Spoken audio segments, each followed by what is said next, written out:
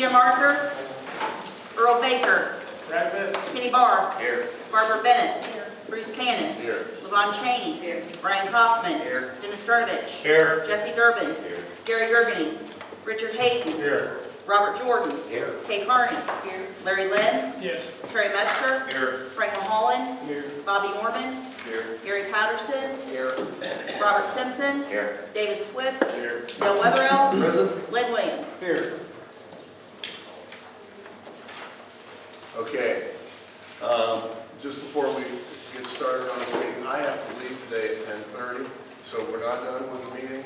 Frank's going to take it over and close it up at that point. We have the minutes. It's been mailed out to everybody. Do I have any changes, or do I have a motion for approval as is? I move for approval. Motion from Frank, second from Dale Weatherall. Those in favor say aye. Aye. Those against say nay. Minutes are approved. Susan Arthur has a resolution that she wants to present to us to ask for an extension of the audit for the circuit clerk. As I understand, this year's audit will not be being presented to us until in April. The auditors have also requested an extension, and now I think Susan is. Susan, do you have anything to add to that? No, just that I just asked to be granted. They're still working with us. We emailed, they have been in our office at one day. Just didn't have a chance to get everything done. Yeah. Typically, we would be reviewing our audit at this meeting, but we have new auditors this year. The process has taken a little longer. They didn't realize, though I think they did anticipate it, but because they're different auditors, they expect different things. It's just taken a little longer this year. And so we have a resolution for an extension for the audit for the circuit clerk. I think the rest of the offices are okay. Do I have a motion? Or do I have Yeah, for this discussion. Okay, I have a motion for approval. Do I have a second? Second by Brian Kaufman. Is there any discussion on the motion? Yeah, Susan, why did you want to extend the audit to your office here? Mine is separate. I have a separate audit from the rest of the county. Okay. Yeah. Okay. So, and it has to, and the audit guidelines for that are 6 months after the end of the fiscal year. Okay. Which would be the end of February. So, since they're new, you know, they just haven't. I guess, Right. haven't gotten Okay, thank you. it. Any more questions? It extends the audit for the whole county. None of it is done. And I think it extends to April 27th, but our part's not letting them. Well, this resolution only extends for the circuit clerk. That's being presented for us. The whole county is extended, but I think. Our audit is a separate audit within the audit. It's a single audit within the audit. So the whole county audit is extended. Right, okay, It's all a part of one. understood. The county is not going to see the audit results until late April, probably May when we get to review it. Any further question on the motion on the floor? Those in favor say aye. Aye. Those opposed say nay. Motion carries. Thank you. Okay, the next item is Gene Ronderheim, who's going to give us an update regarding the forensic audit expense. Yes, so we have 3, I believe, people who have submitted some sample proposals, I'll call it, or sample letters of engagement. A couple of those people are here today, and I was just going to see if they could introduce themselves. All of those people gave us an idea of what their rates would be, and so and how much time that they believe it will take to do this. So we should have a better idea of what the cost is going to be, and you guys, it's your decision if we want to proceed with this. If we don't want to proceed with this, and up to you guys. Okay, so who do you have here today? Mr. Delschmidt and Mr. Vandenberg are both here. Okay, I've got a copy of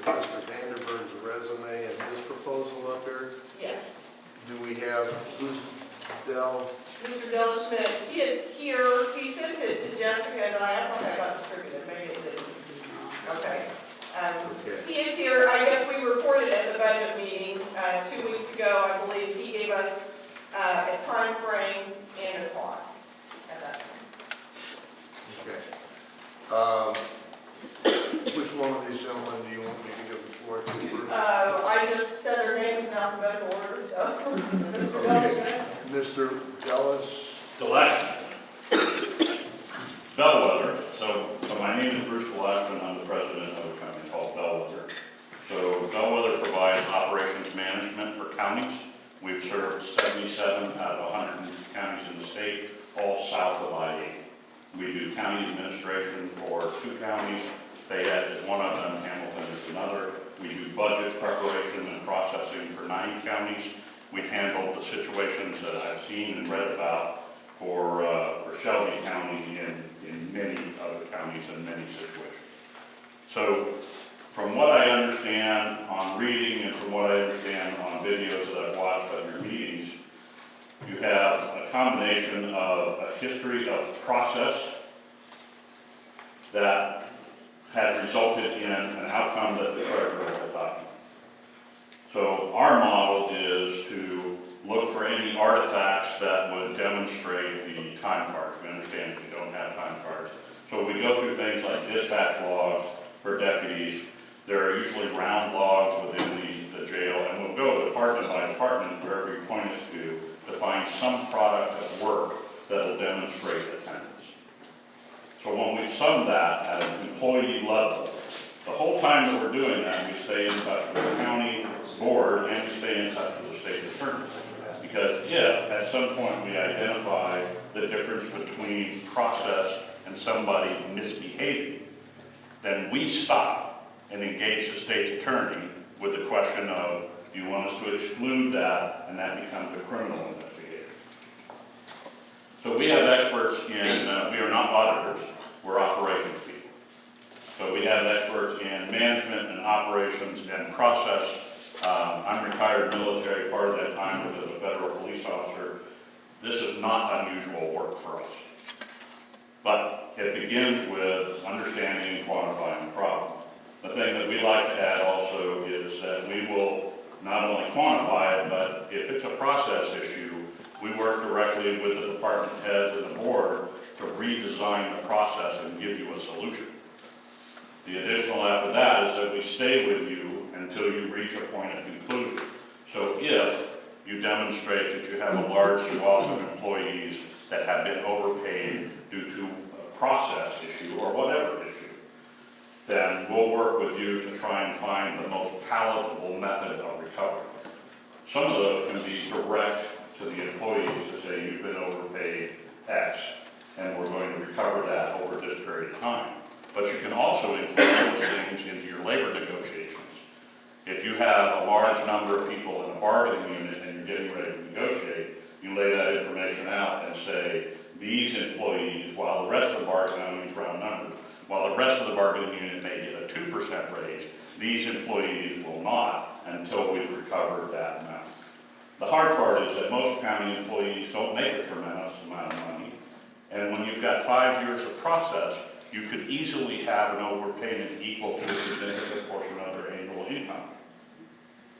So it's not only about quantifying, it's about designing a process that keeps it from happening again, and it's about defining some kind of a path to a solution. Those things don't happen overnight. They take time. Now, the initial project is about 6 weeks long.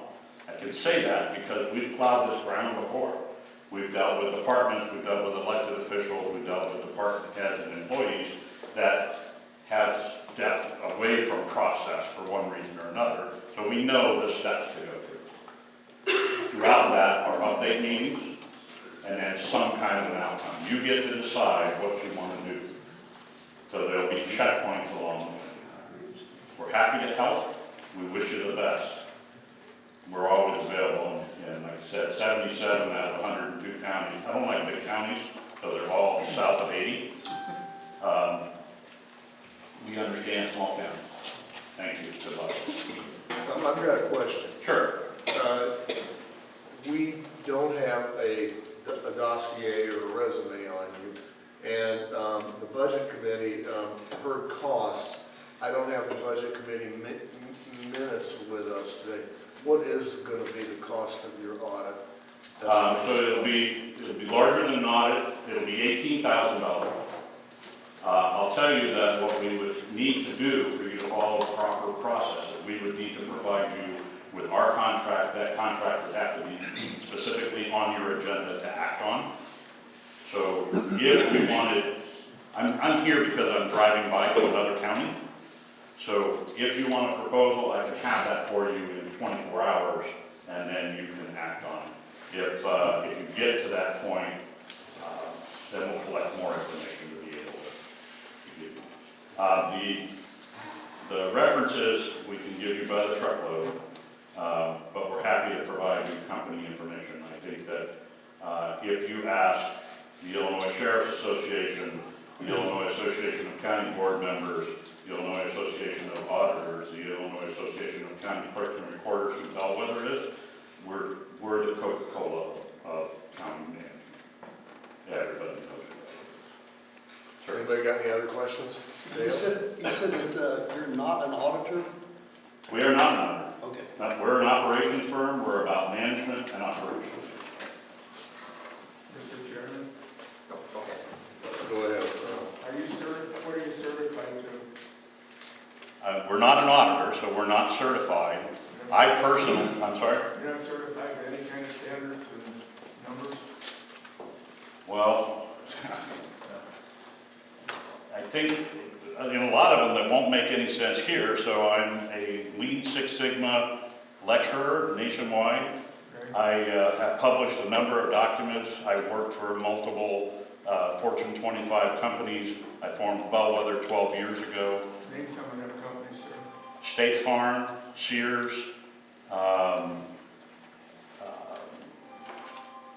I subcontracted with government companies.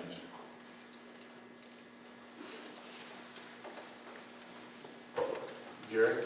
I would just like to have the information you're talking about, the references, the resume, those kind of Absolutely. things. If somebody can get those together and email them to us, why, Absolutely. I We're think you gonna- answered the rest of it until I see that. I've been fishing your lake since the mid-60s, so I know how to get it. Any other questions? Thank you. John, you've got the floor. So I'm John Vanderberg, and I came to have my resume and kind of an introduction letter. And I am a certified public accountant. I am a certified fraud examiner. I'm aware of kind of the issue of what you guys have going on, or at least that you want to start to analyze. And what I wanted to do today was come here to give you the opportunity to ask questions to understand what is a forensic audit. What would you propose to do? And I want to say before you get into it, you've got to realize that you're asking for something that doesn't have a defined amount of scope yet. So, you know, my involvement with this would very heavily depend upon you say, this is what we want you to look at. If you leave it wide open, we would be able to look at very little in much depth. If you narrow down what you want, that's what we would look at and examine and come back to you with a report. In what I would propose to do, I live in Moultrie County, and so I am sensitive to the location, the people here, the accountability I have in coming to your county for different things, and so I would like to be able to help if you are interested in that. So in my proposal, I said that we would offer 80 hours, 2 weeks worth of work for a specified amount per hour, and at the conclusion of that, we would be able to give you a report of what we found, things that you need to follow up on, if there are additional problems, if you want to expand your scope, maybe you're satisfied that you looked at what you want. But that's really what I wanted to come here today, was to give you the opportunity to ask some of those questions to better understand what it is that you're asking for somebody to do. Okay, in your proposal then, you're giving yourself a 2-week time frame to get it done. And the estimate on that would be $9,000. And if it takes additional time, it'd be $100 an hour for the professionals and $50 an hour for your clerical. You say that's a substantial discount. Okay, does anybody have any questions? Mr. Vandenberg. Yeah, I was gonna ask you if you've done this sort of thing to any other coast county. So I've been involved with criminal cases at a local government level, yes. What counties? One of them was here in Shelby County. But what about countywide? I know you're talking about municipalities, right? Correct. So as far as a county-wide type of forensic review or investigation, I have not had occasion to need to do that on a county-wide basis. Mr. Chairman, point. I've asked before about auditing all of the county departments rather than just the law enforcement. I feel like we're trying to single out one group of employees. I'd like to still look at all of the employees' records and see where we're at with them, rather than just putting a finger on and saying it's our sheriff's department. And how would that fit in for cost? And that really is kind of what I wanted to alert you to, is that as you broaden the scope of what we look at, we either need to broaden the time that we're going to involve, or we look at an area, give you an evaluation of that, and then you choose to expand it. But, I want to make very abundantly clear, we don't have some kind of special x-ray machine that can go across the whole county and say, well, these are the 8 things you've got wrong. It's just a matter of diligently looking through records, doing those things according to the statutory guidelines you have, and good business process, and those sorts of things. So as we talk about expanding that certainly changes the way we look at it, but I have no reason to say that I only specifically need to look at just the law enforcement side or whatever. I'm here to help you in whatever you want to look at, but a key part of what I'm referring to is you guys have to define what that scope is. You have to tell me what you want me to look for, or what department or what things specifically you're concerned about, and within that, we will do what we do. And I want to clarify one thing is, what really I want to propose is, I want to give you a cost to say, you'll be able to get a cost for this process that will not exceed that amount of money before we give you a report of our findings and conclusions as to if in our opinion there's additional work necessary, what that time would be, what that cost would be. If in the event we get into it and find that there is less work than we would propose here, then we would just bill on an hourly basis. So what I wanted you to have is the ability to say our cost for this review will not exceed a certain amount of money. If we choose to expand that, then we can. And if we're satisfied that we've looked at it enough within the scope of what we've done originally, then we don't have to do anything more about it. You made a statement about the records. It seems like what I'm hearing is records are very poorly kept in a lot of departments, payroll departments, and where do we raise them? As soon as you find the flag on no records, what do we do? Well, there are multiple ways to start to lend credibility to assertions. So, as was alluded to with different logs, there will be a record at some level, likely, that can be recreated or used as some foundational level. But to be honest, if you have no records, and if they can't be recreated, then there's not a lot to do. Shame on the departments for not having that together, and then, that's just the answer we have. I mean, I don't have a magic wand, but I will say that I've got 25 years of experience in public accounting, private accounting, taxes, investments, trust, a lot of areas that lend some ability to help understand process and procedure to try to come up with the best opportunity we have to come up with some information. Mr. Chairman, I would like to have this individual's resume, if other board members would like it too. I believe it's right here on your desk. I have a question. Go ahead. Thank you. So, I understand that it's going to be a certain amount of money, but if this gets, if there's something found that is wrong, do you stop, like what this gentleman does, and then report it to Gina or? Well, I assure you that if we find something that is, if we find poor practices, we will of course communicate that. That will be part of any good engagement. And that will be the end of the... Well, I think that would be as you go. I mean, we would keep in contact with whoever you designate being a contact for the board, as well as with Gina. And if we find something criminal, then immediately that gets communicated. And how far back are we talking about? That's what you guys are going to decide. I'll do whatever, I am here to tell you, I'll do whatever you want to have done.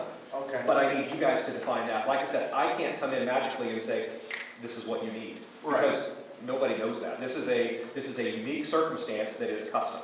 And so what I really am saying is, we'll come in and we'll take an 80-hour look, or up to 80-hour look, and then we'll be able to tell you, hey, you've got dramatic problems. Those problems may be record keeping, or those problems may be criminal, or they may just be, inconclusive. It's going to be hard to tell.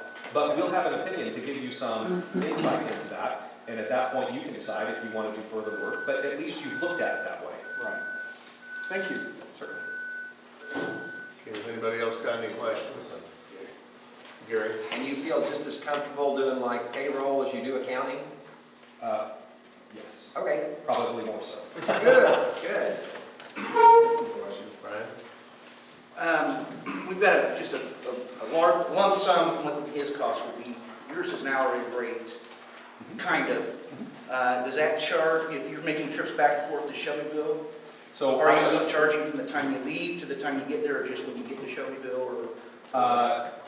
I provide the first hour of transportation at no charge. So conveniently, I'm about half an hour, 20 minutes, half an hour away. So no, I do not expect there to be any charge for transportation time. Bobby? Yeah, you may have covered this in your presentation, but I didn't catch it. Do you work alongside the department to try to solve issues, or do you just bring them to our attention and we solve them? Well, my goal would be to help you identify problems and identify poor practices and identify issues that you need to fix, as well as give you suggestions on corrective measures or things that are commonly good practice. That would be our goal, is to help you get, if you have poor practices, we want to bring them to your attention and say, here's some ways you can enhance this. Any other questions of John? Thank you, John. Okay, so what I hear is we have a bid from John. We also have a bid from Bellwether, but we don't have that in front of us right now. Do we want to go forward, or do we want to get both these bids in front of us and make an informed? We also have a bid from Alicia Benford that I sent out to the full board yesterday. I believe you received it almost a month ago, so there is a third bid as well. Okay. Mr. Chairman, you're checking with the Attorney General's office to find out what they could do for us. Where are we at with that? They are not able to do this for us. You got a written statement back from them stating they can't do it? I don't have a written statement, but I called, I asked, they looked into it, they called me back and said, no, we cannot do it. You didn't send them a written request? No, because it's not, I mean, we do written requests for an Attorney General opinion. I just said, do you have anybody that can do this? Similar to how I called the Illinois State Police to see if they can do it. The person that I spoke to, they called me back and said, no, we checked around, nobody can do this.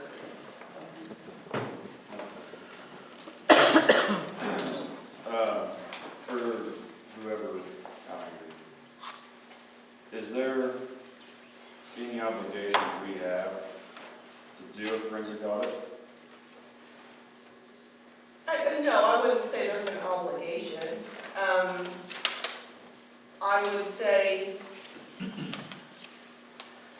well, I guess I would sort of go back to what, I think it was Gary Gergen, he's not here, but I think it was his words at our budget committee meeting. He kind of said, well, it's a matter of public trust. You know, we say we have this problem, we think we need to figure out exactly how bad it is. You know, is that an obligation? Maybe, I guess, maybe not. That's what I suggested as the purpose being, you know, let's figure out the scope of the problem, and we can figure out what to do about it, if anything. So, you know, but do you have to do it? I suppose not. I mean, So budgetarily, we have this in the budget move forward spending the money, and No, we don't have it in the budget. That's a question Denny asked me just a little while ago, how are we gonna pay for this? So, it's not budgeted. Could we find the money? We'd have done the budget this year and find the money. It might, put us at a negative for the year. At $9,000, it's not huge. At 18,000, it takes on a different scope. The question is are either of them, are those solid numbers? And then, you know, if we're going after it, Prince got to dig into possible problems. You know, are we guaranteed any money back? You know, if we're gonna spend a dime, do we get a dime back, do we get 20 cents back? It's, and when I look at this, I see we're spending taxpayer dollars to do what, and do we get anything in return? I'm concerned about spending any more money than we already have on the budget, which is. I think that's a good point. I think it comes down to, my opinion is we've identified a problem. We've identified a problem. So we have we have a obligation to solve the problem. We've had different people. Dale Weatherall was one, attended a meeting a week ago or 2 weeks ago, where it was a. Why don't you explain it, Dale? There was 4 of us went up. We attended up in Springfield for Illinois Association of County Board Members. And Bobby, I did address 2 of the attorneys there, and Andrew Keyt, K-E-Y-T, and he is chairman of the firm's governmental practices. He advises public bodies on areas such as litigation, risk management, contracting and procurement, corporate governance, and sunshine laws.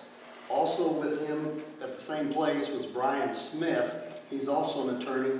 Brian concentrates his practice in the areas of employment law, civil rights, education law, and commercial litigation.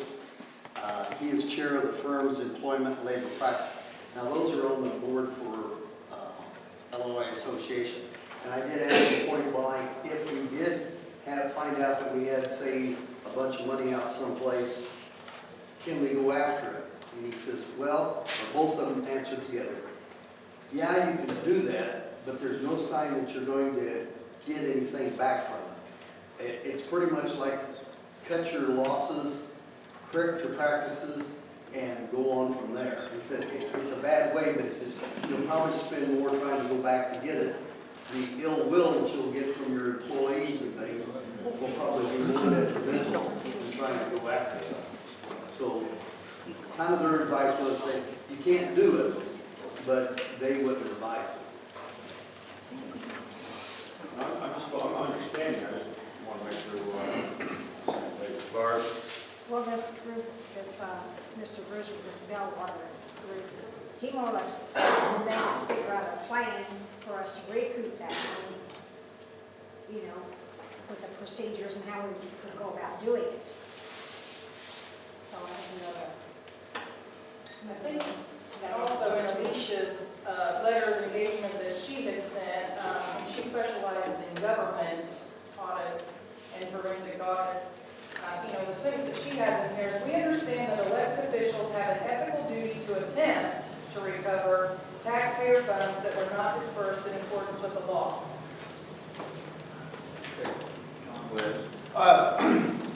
We have 3 different individuals that we're looking at an audit here. This gentleman right here is not a CPA, but the things that he has looked at in the past practice, and you're going to give us documentation what you have done.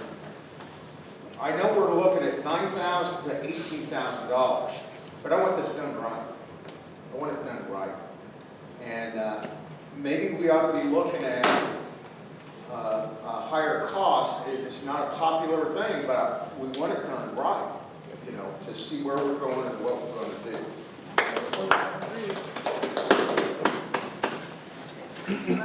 Gary?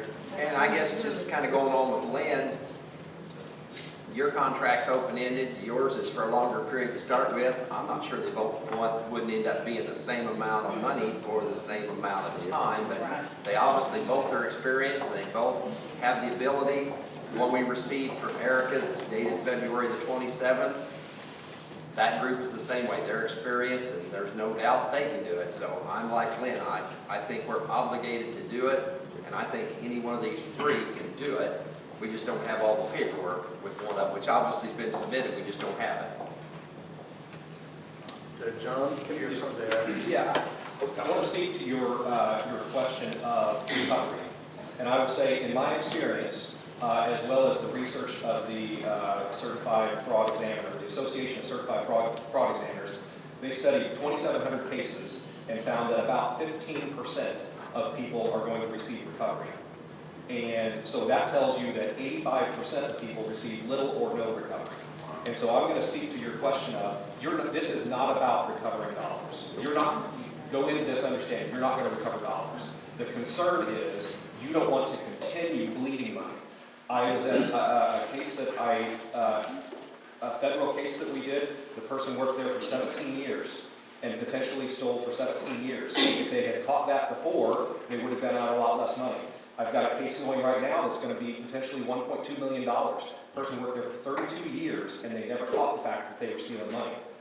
A forensic case does not we're not going to recover $1.2 million. But what we've done is we've stopped bleeding $3,000 a month for 32 years. So in your analysis, you've got to decide what you want to accomplish. I think probably all of us have a similar product. The thing that you need to find out is, are we concerned about our process? Are we concerned about criminal violations potentially? Are we concerned about spending money that we don't have budgeted? I can tell you that for my sake, if I were speaking to my local board, I would say, I have an expectation that you make sure we're not bleeding money inappropriately. However you accomplish that. To be truthful, his proposal, my proposal, I don't know the amount of the other one, that is immaterial in relation to the money that you have probably inefficiently spent for a number of years. So don't let the dollars of a particular proposal guide you, because that is a very short-sighted view of what you should be doing. What you need to be doing is fixing your practices, your procedures, but also, to speak to your point, you're not going to recover much, if anything, from this. I tell you that up front. It doesn't matter. The system is somewhat set against you. I would concur that many of our clients, when presented with a slate of ways to recover, pass on many of them because of the impact on employee engagement or just the difficulty and the expense of trying to recover. So I agree fully that it's more about identify the systemic problem, solve that, decide, and you've got options of how you can recover, but you should examine each of them with clarity of understanding what the impact is on each option. But I agree with the gentleman that it's about find the process flaw, fix the flaw. Point of order, Mr. Chairman, I think these fellows are hitting it on the head. We don't want to hurt our employees because they're our greatest asset in this county. And if we try to hurt them, no way. We need to fix it. We need to make sure we understand what the fix is, so it don't happen again. And, the question that's eating at my gut, are we still, or did we get something stopped, or are we still paying out? That's another question. Frank? I move that we table this and move this discussion to the Budget Committee to a further discussion and come back to the, what would be the full board in May, April. I'm lost, but come back to that board with a recommendation. But I think we should discuss more thoroughly. I think we should ask this gentleman to send more information on his firm. I think we should look at all three of them in discussion and then make a decision like that. To make a quick decision now to the board would not be a wise thing.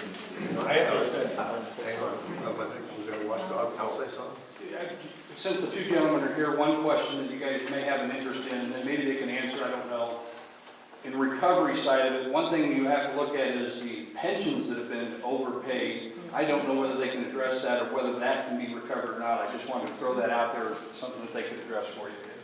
So, IMRF, I'm sorry, do you want me to answer that? Or?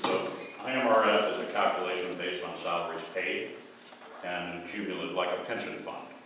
So in the clarification of monies due to the employees versus monies overpaid, then communicating with the IMRF board, I mean, that's going to be the next process of these monies were overpaid, we're in the process of recovering, but should not have been included in the IMRF.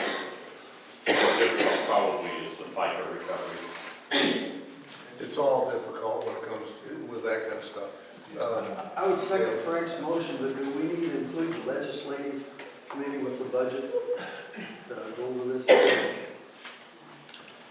Well, anybody's free to attend the budget committee, I mean, as far as that's concerned, send everybody you want. I mean, the more the merrier for that matter. The whole board wants to come, they can come, right? Sure, yeah, anybody, it's an open meeting, so.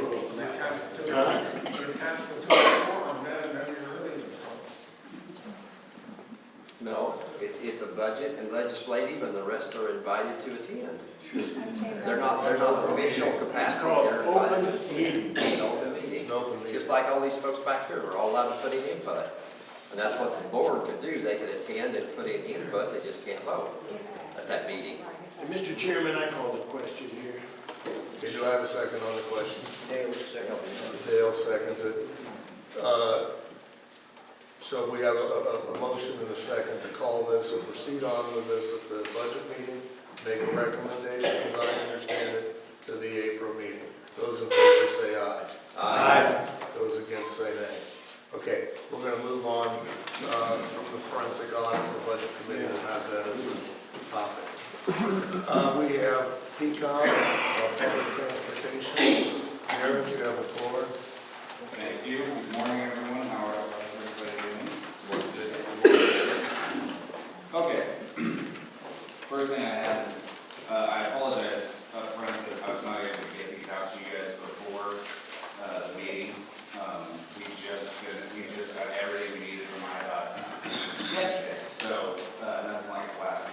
But I'll try to explain these, what I'm asking you guys to act on as much as I can. The first thing is the public transportation applicant ordinance.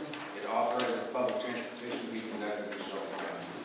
The funding levels for this year for DOPE, which is state funded, is $1,697,700. The 5311, which is federal funds, excuse me, is $393,300. I would recommend approval of this ordinance so that we can proceed with applying for those funds. Jared, what did you say the dope fund was? $1,697,700. Okay. Which is slightly more than last year. It's a formula that goes up 3% a year, something like that. 2%.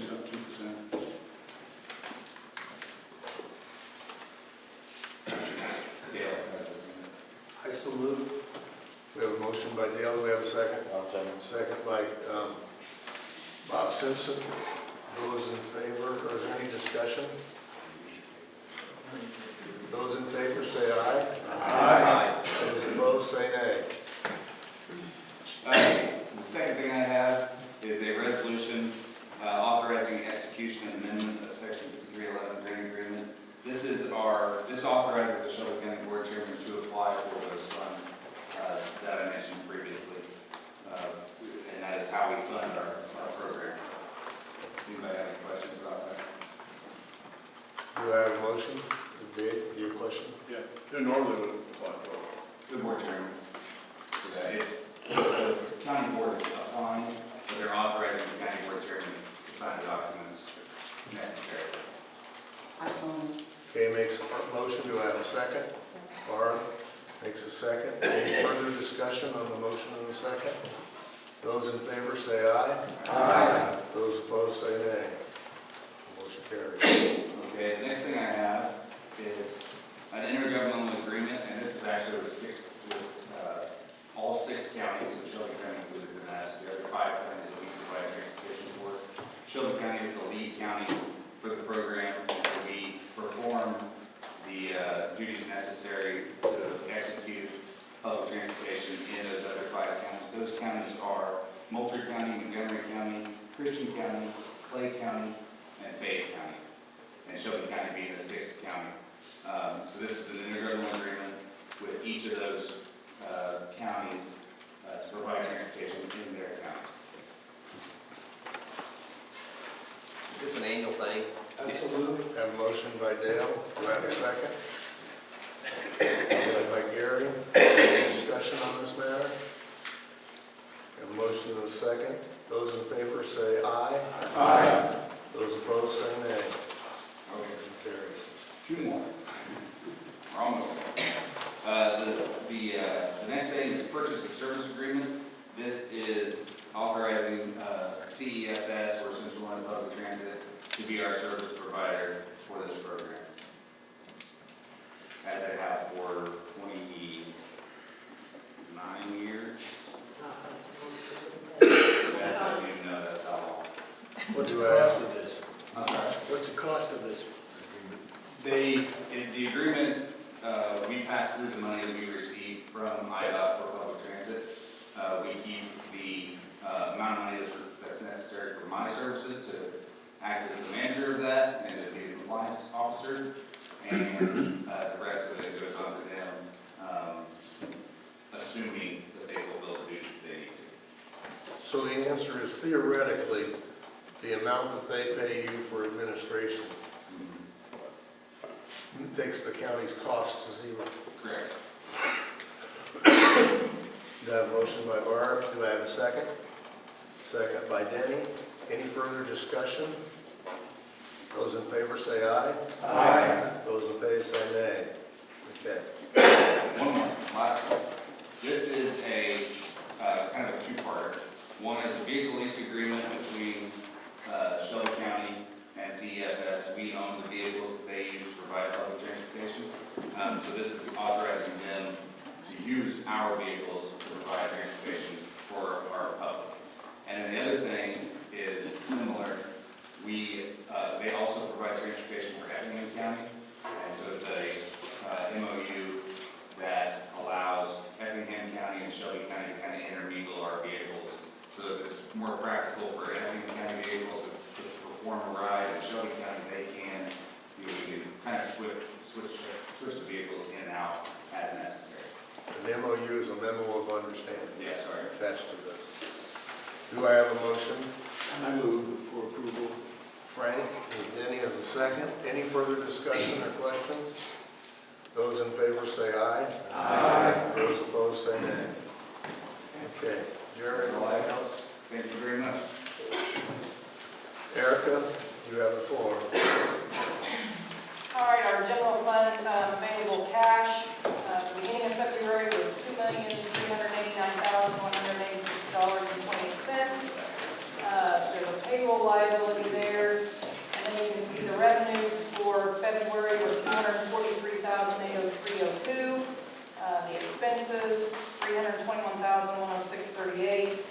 And that payroll liability, those two just kind of switch in and out because they were technically in a different month. But ending balance being $2,332,876.34. We have the restricted funds out of that amount of $549,350.26 for the cash balance of $1,783,526.08. And then Bruce had asked me to add in comparison for last year, so that report has changed since last month, which just runs the 2019 numbers so that you have a comparison. Gary had asked me a new report, the fiscal year monthly comparison report. The shaded numbers were just kind of the larger numbers in the revenues or expenses to kind of show you where those are, and obviously the revenue with the Illinois taxes, and then the salary reimbursements to the county last year, that month compared to this year. Payroll being one of our biggest expenses, and then insurance. So that's what those numbers are. They aren't added or subtracted into those numbers, but that's your comparison as well. Dale? Since building committee's been doing a lot and everything, Is D&M, are they all paid up then out of this year that you received? She does accounts payable. They're paying. They are paid. Erica, for the benefit of the gallery, could you briefly define restricted funds? Those are our liability insurance, work comp, liability, and what's the third one? IMRF. Unemployment. Pardon me? Unemployment. Unemployment, that's it. And those are, out of their own levy, and so they're restricted. They can only be spent for those three specific things, but they're in the general fund, but they're restricted to those three things. Thank you. Erica, as I suspected, if you look from one year to another, our cash balance is substantially down. It looks like it dropped in April of last year down to a level similar to this. The first few months of that year, how did we happen to have so much more money? Was that because we still had the refund that the state had sent us in that account for sales tax? Do you even know?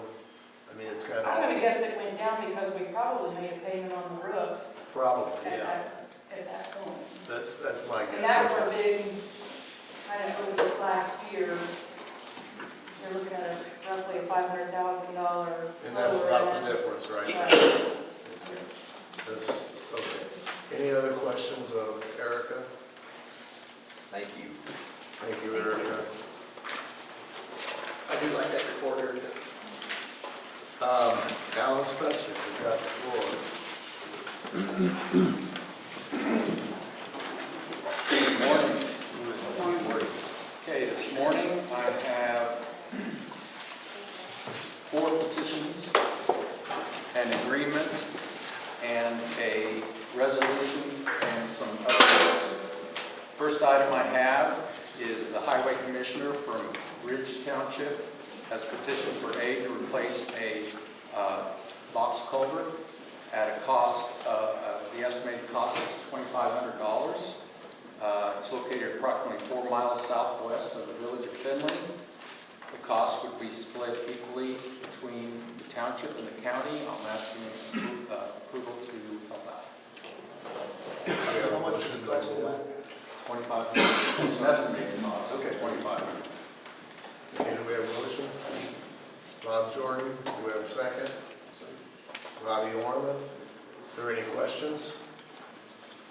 If not, we have a motion and a second on the floor. Do we have those in favor say aye? Aye. Those opposed say nay. Motion carries.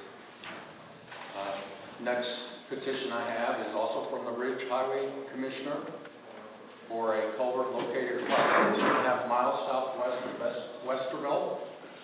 Estimated cost to replace this drainage structure is $3,000 to be split equally between the county and the township. I'm asking approval for this petition. Do I have a motion? Dale, second. Gary is a second. Any questions? Those in favor say aye. Aye. Those opposed say nay. Petition carries. Next petition is from the Ash Grove Highway Commissioner to replace a culvert located 3 miles southeast of Windsor, city of Windsor. Estimated cost is $2,500 to be split equally between the township and the county. I'm asking for approval for this petition. Bobby, I have a motion from Bobby. Do I have a second? Second from Dale. Do we have any question? If not, we have a motion and a second on the table. Those in favor say aye. Aye. Those opposed say nay. Motion carries. The last petition I have is from the Highway Commissioner from Herrick Township to replace a concrete drainage structure located approximately 1.5 miles northeast of the village of Herrick.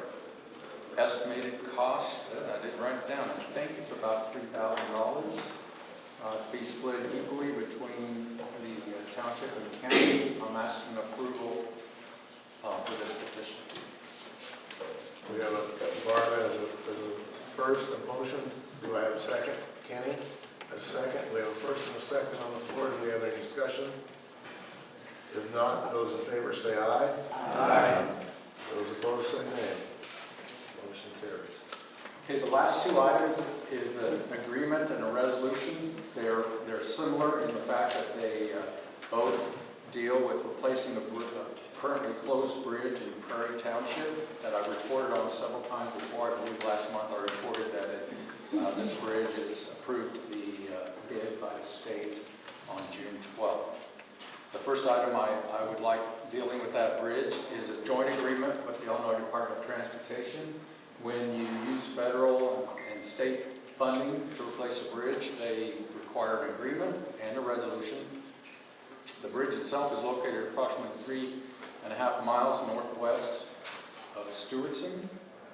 Estimated cost of the construction is $300,000, which would be funded by this agreement, 80% federal funds, 16% state funds, and the remaining 4% would be split equally between the county and the township. I'm asking approval to enter into this agreement.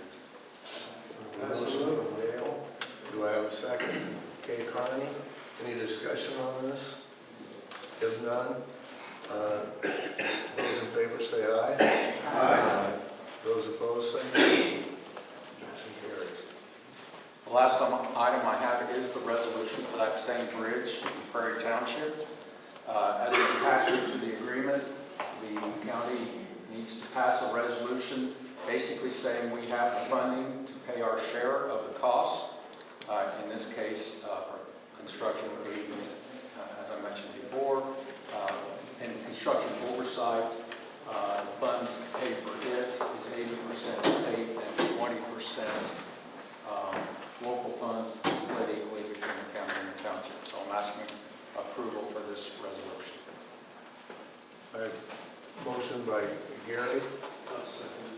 Second by Dale. Any further questions? If none, those in favor say aye. Aye. Those opposed say nay. Motion carries. The only update I really have is there's a railroad crossing in Clarksburg Township where we have received 100% funding approval for it on a reimbursement standpoint. We are planning on bidding that out for construction on April 3rd at 9 a.m. at the Highway Department. And next month, we should be able to report on the results of those bids. So that's my report unless there's questions. Thank you, Alan. Thank you. Dale, Public Building Chairman. Courthouse clock, this contract. Okay. We've had this contract for many years with the Hatfields. Travis Hatfield has taken over from his uncle or something like that, kind of trained him to do it. This is the Shelby County Sheriff's Office courthouse clock agreement here. It says, I, Travis Hatfield, agree to keep the clock on the top of the courthouse repaired and operating for a period of 1 year as an agreement. This includes repairs, maintenance, and labor necessary to keep the clock operating for the year beginning February the 1st, 2020 and ending February the 28th, 2021. All major parts are at the expense of the county. The contract price is $2,000. Now, we did pay this last year. As you know, we had all the roof projects going on, so we was not able to really do anything with the clock because a lot of times the face and the hands and everything weren't on the clock. I was told yesterday by the sheriff, is Rob still, oh, there he is. Sheriff's here, that the clock, 2 of the clocks were supposed to be working yesterday. I drove by this morning, I didn't see that either one of them was working, or any 4 of them was working. The other 2, I think we still need parts for, is that right, Sheriff? So this here is the contract. I'm going to give it to the full board to see if you want to go ahead and pay this here. I so move. Okay, so we have a motion on the floor from Dale to pass the courthouse clock maintenance contract. Do I have a second? Yeah. Do we have a second from Frank? Did I miss something, or do we pay him now or at the end of the year? I would assume we pay him as soon as they sign the contract. Yeah, I think we pay him when he signs the contract. And he's obligated for repairs for the end of the year. If he dies, we're screwed. Or he doesn't do it. Well, yeah, I think we have to have something. He'll do it. You have a motion, a second. I have a motion and a second, and so that was a discussion. Okay. I've got one question. This is going to sound somewhat maybe bad. I saw yesterday, I read that the younger generation cannot read clocks anymore. How long do we throw money at something that in 10, 15 years, people aren't going to be able to read? To me, it's not a smart move fiscally, responsibly. I know people like the looks of them, personally. I don't even notice it when I drive by the thing. I'm just kind of curious how long we throw stuff at this and continue to try to fight it and so forth and so on. The committee was kind of feeling the same way. We had some of them that are here in Shelbyville, and they like the clock, and we get a lot of comments from the citizens around in town. As far as people, really, I look up at the roof and the stuff that's been done. I did want to bring up also that Lee Gurvich told me about a guy over in Taylorville that takes care of the clock over there. And he sent me a book on it, and I talked to him. I told him about what we had in this contract, and he says, well, Dale, he says, if you've got somebody that will do it for $2,000, he said, that's probably a good price. Now, along with this here, he has to send us his certification by the insurance companies and everything, and he's got that all right here. He's with Travelers Insurance and everything, so he's qualified. You don't want roof for him. That's our bid. That's our bid. To send you the insurance stuff. Right. And do you get comments from him every time he works on it, or does he send you some kind of a repair schedule when he works on it? I'll defer to the sheriff. Do you When he receive does the something, contract? you know that he's been there, Yes. he contacts you. Bobby? Did you cover some of this in the last meeting? No. Okay. I don't think so. Was this ever put up for an official bid? Well, Does it need to be? We've had it in our committee probably about 3 months now. We did it. The value of the contract does not require it to go up for an official bid. It's under $30,000, so it doesn't have to be bid. I believe that we're down to two guys that might be able to repair it. One has said, take this, the other one said, here's my bid. So, you know, it really boils down to what's Brian, whether or not we want to do it, Denny. Yeah, since, as you stated, we didn't get a lot out of our last year, little or none, I would think that we could approach this individual that's going to take this contract and say, hey, we gave you $2,000 last year. You weren't able to do anything. So I think they need to cut back, at least to get the clock up and running, and then next year we can readdress it at a different price. I think we need to save little money on this, and I think it's possible. That was on us. That wasn't on him. That was on us because he couldn't get up there to do it. So that was no fault of his. It was on us, but we still had to pay, you know. I know. We made a contract. Okay, sounds like we've got a fair amount of a question here. So Dale, are you officially, you've made a motion and we have a second to approve the contract, so we need to decide whether or not to do that. Yeah, and I'd like everyone who doesn't think we should keep the clock running, I will have all these sweet little old ladies who call me on a weekly basis and want to know why in the hell the clock isn't working. I'm going to have them call you. So we have a motion and a second. Any more comments? Okay. Those in favor say aye. Aye. Those opposed say nay. Nay. Raise your Okay, hands, we're gonna nay. have to do a hand count. For nay, Wait, nay. Which? Nay. Okay. What was the vote again? How did it read? We don't know. We're trying to figure it out. So we're trying to do. figure out what their vote is on. Do a roll call. So we have 6 nays, the motion carries. Okay. Dale, anything else? Yes, I do. I'll just go ahead now since I got the floor here.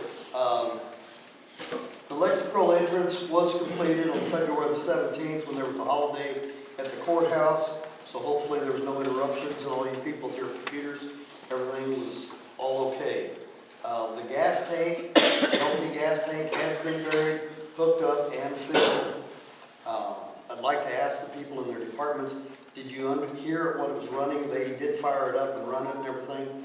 So the noise is not loud or anything? Okay, that's good to hear. The security system there, as you come in the courthouse, the sheriff, the security system coming in the courthouse, it is fixed now. The guy did come down. Yes. And it is fixed. Correct. Okay, that's all the updates that the public committee has.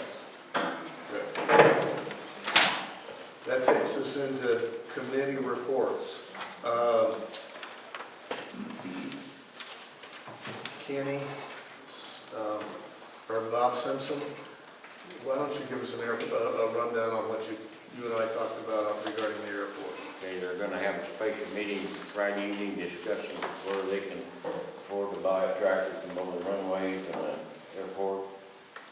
And also, see if the price has fluctuated, which I believe it has from the previous one they got.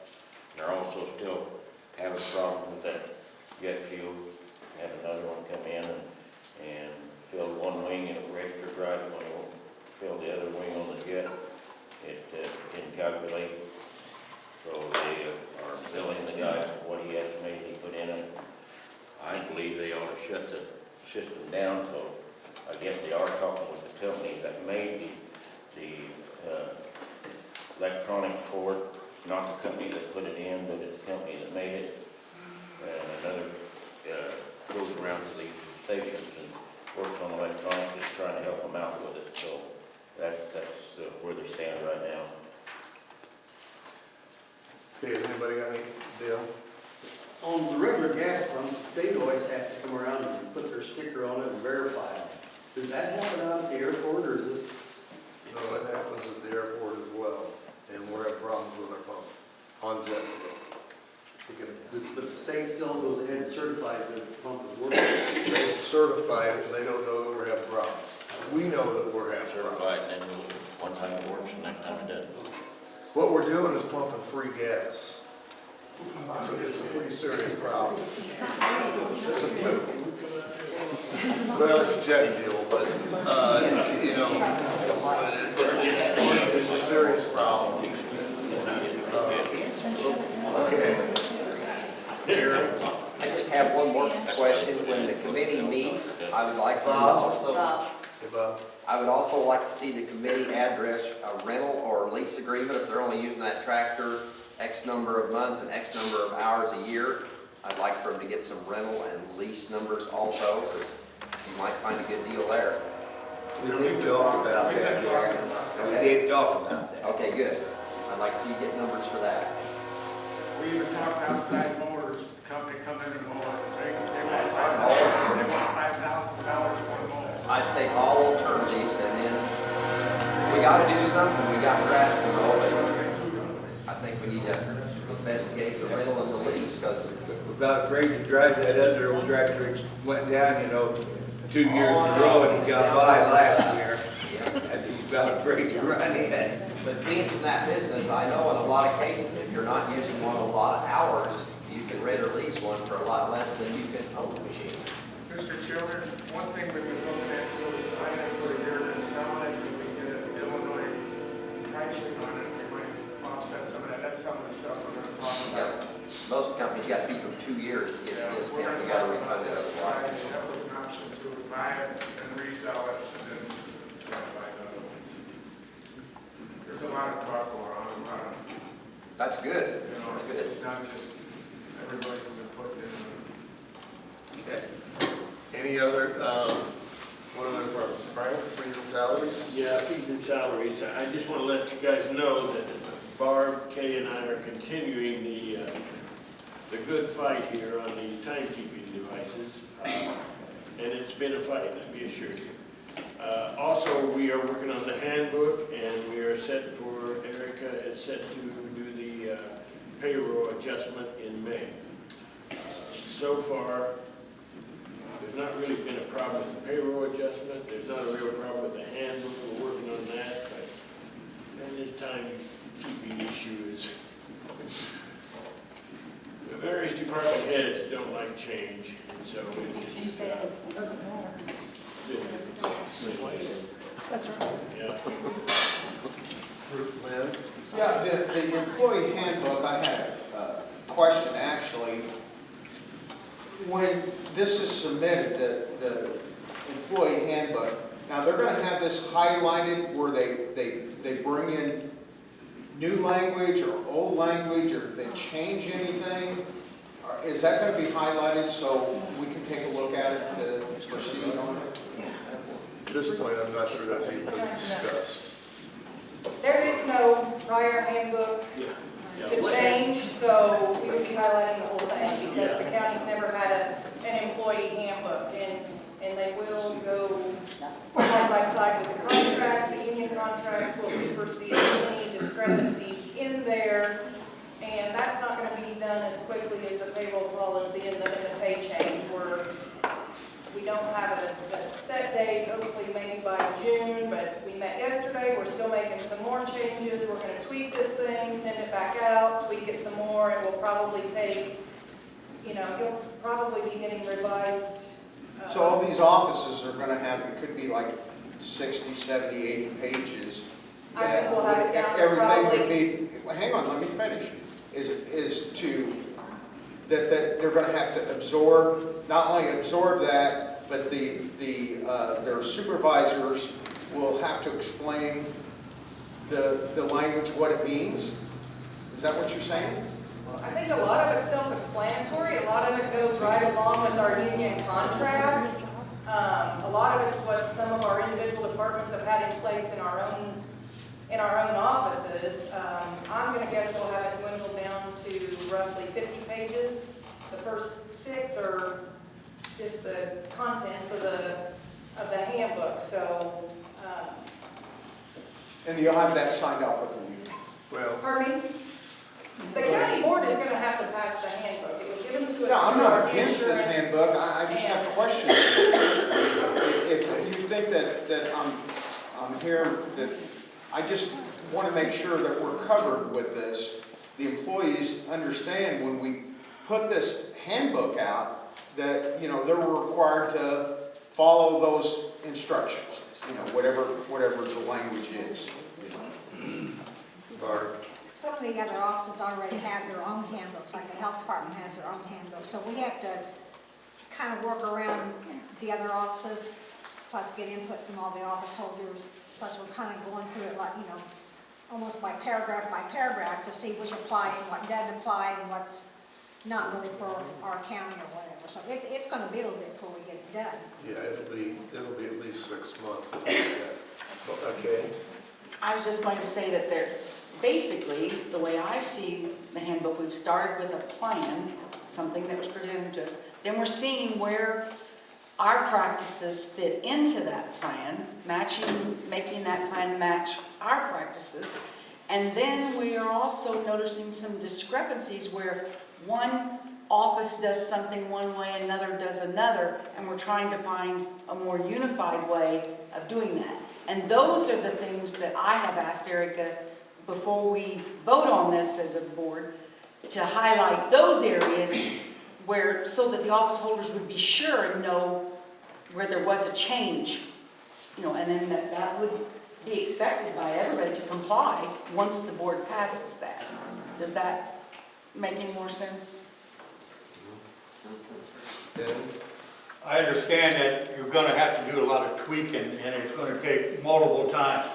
What I'm concerned about is before it comes to the full board for a vote, can we get a hard copy so that we can go through it individually?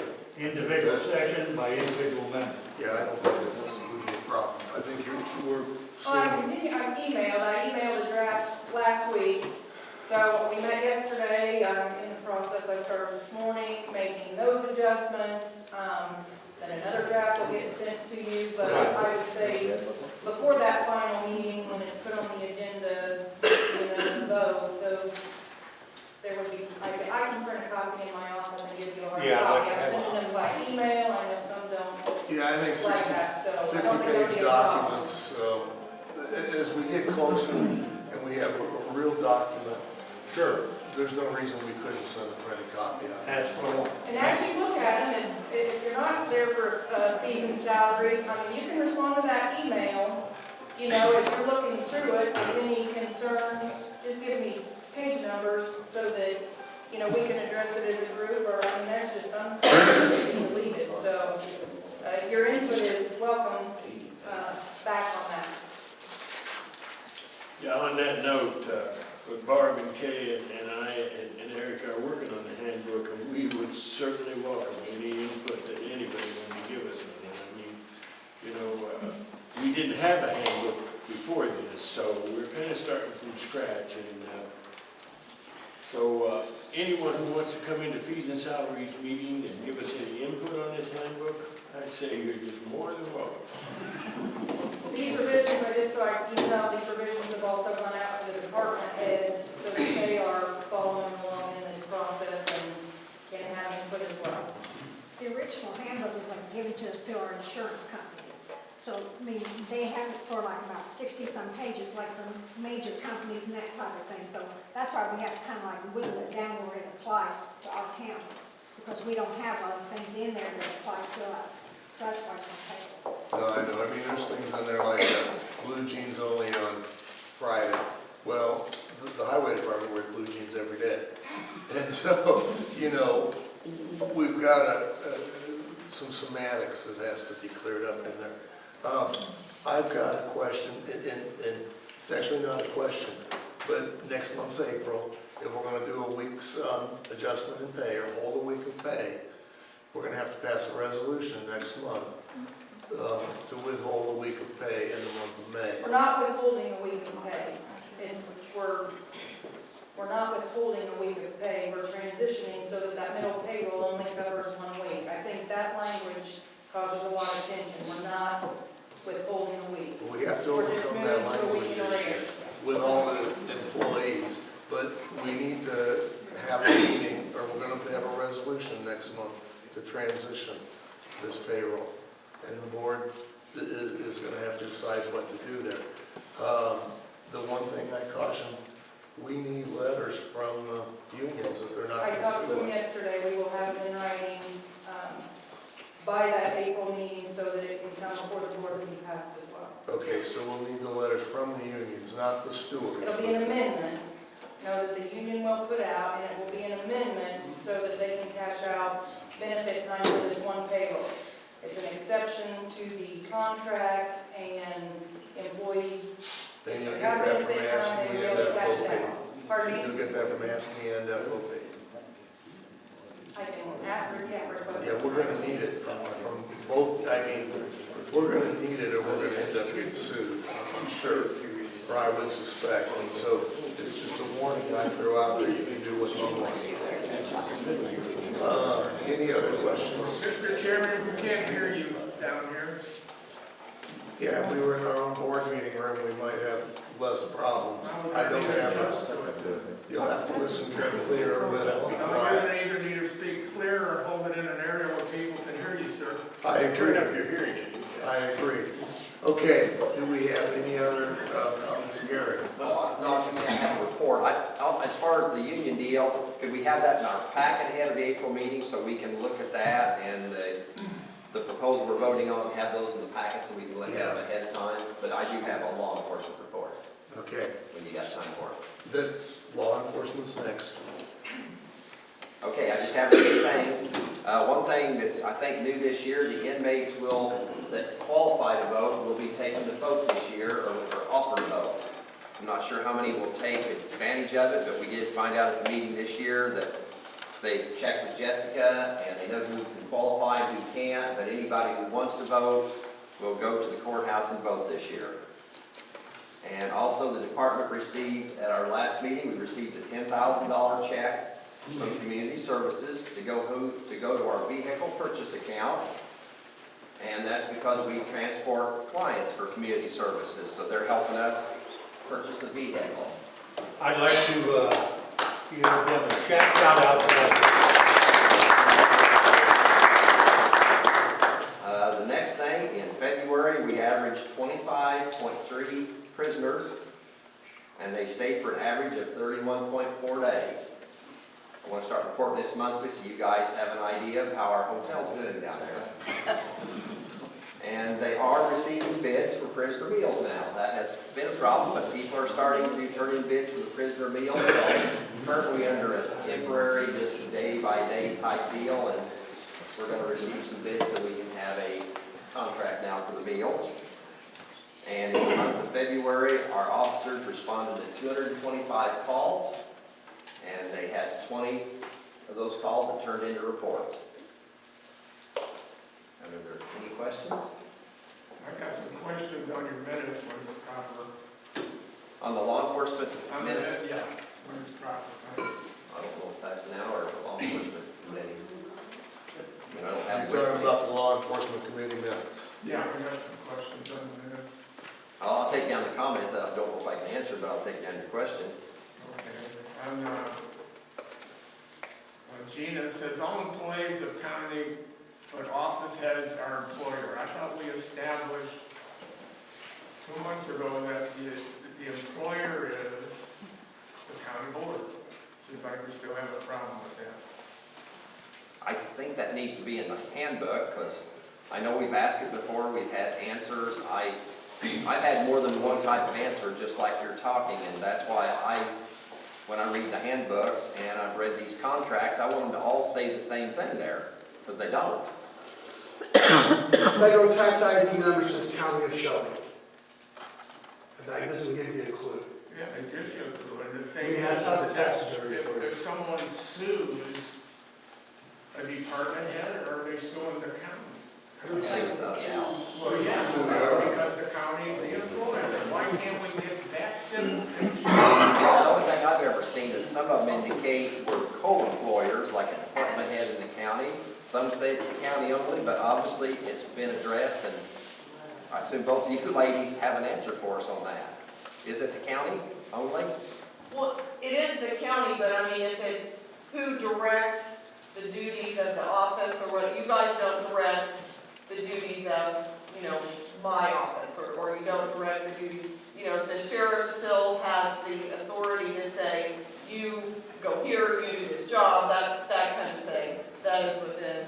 Yes, but he's elected by the county people that have the county to oversee the business. Okay, we have gentlemen over here too. Illinois statute defines the sheriff and the county as co-employers by statute. In many counties, other elected officials by county action are established as co-employers as well. But the sheriff is directed by statute that they are co-employers. Thanks for clarification. Thank you. Thank you. Okay. Another question. Let's see, it says, we'll look at the deputy schedule and pay to determine if there's a problem. Are we still dealing with problems, or we got that pay problem fixed? It hasn't been audited yet, so I guess I don't know that. Are we still paying out the way we've been paying out? It has been changed. Now, whether it is satisfactorily changed or not, I think is why we're having an audit. But yes, it is not the same now as it was last year, but whether it's meeting all the criteria it should, I don't know. I'm not the auditor, and that's why I'm 100% in favor of all these people working together, which our guys have all said today. Whoever goes to work for us is going to look at it, and they're going to make recommendations. And it's kind of like the handbook. It's never been there, so I mean, we're evolving. So you're saying we're not overpaying people now? I don't know. I'm not the auditor. I don't keep the payroll records. I don't pay the people. I don't see the records. I can't comment to that until I see the facts, which One of these three people is gonna provide us facts, then I'll make comments. Until then, I think I would be out of line to make a comment. So there's been no adjustment to. I said there has been adjustments to the records they turn in Erica, and I think you've seen nothing different on your part. Okay, on what I see on my Absolutely end, nothing different on. okay, in the I've payroll seen department changes than on I've what seen I all see. along. And what I've asked for, I've seen changes, but whether they meet everything, I don't know that. She's saying no changes, you're saying you see changes. What is Yep. it? Well, we have two departments. We have a sheriff's department and we have a treasurer's department. And we all know no, maybe we don't all know, but I know the records don't agree on both sides. Several people in this meeting know that they don't agree. They don't all use the same procedure. All departments do not even use the same procedure. And that's why we're doing this. That's why we're coming with a payroll policy. That's the reason we're having an audit, and until we That's why have they both all facts. need to be audited. Yes, that's why we have to be Yeah, if audited. there's nothing changed, we're still overpaying. Are we saying we're overpaying somebody? You can't I say that, don't Earl, know. until we find I don't have an out. audit. I'm saying we're gonna find out. We're saying there's. And I'm saying change. Okay, I guess you need your hearing aid because I'm saying I don't know until I get the facts. And if somebody's got the facts, I'd like for them to speak up because I'm not that person. okay. Okay, Hi, just to go on the tail end of Gary's report too, I was asked to bring the board a little bit up to date on the arbitration with the FOP. So very briefly, I would like to do that. We had an arbitration hearing with FOP before the arbitrator on February 5th. And he has time to review the materials that were presented to him at that time. And on March 27th, attorneys for both the FOP and for the board will present their briefs at 5 o'clock on that day. They'll do it simultaneously so nobody's brief gets there ahead of the other one. And then after that, the arbitrator still has 60 days to make his decision. He may or may not take the whole 60 days, but he has 60 days to look at those briefs, make his final decision. And the last thing I would tell you is that final decision will not be a combination or a compromise between the two plans. It will be either what the FOP proposed or what the board proposed. And that will be his decision, and then we will comply with that decision. Hope that helps those of you that were in question about it.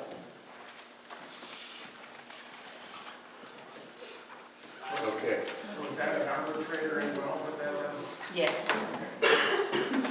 I want to become from Ohio. He's a federal arbitrator, isn't he? An assigned case, it's a trial. Okay, do we have any other departments? Bobby? So, you said the arbitration is coming up soon? We're in arbitration. We're in arbitration? We're in the middle of it. We're in the middle of it. We had our first hearing on February 5th with the judge. Both sides made their presentations, the county and the FOP, made legal presentations.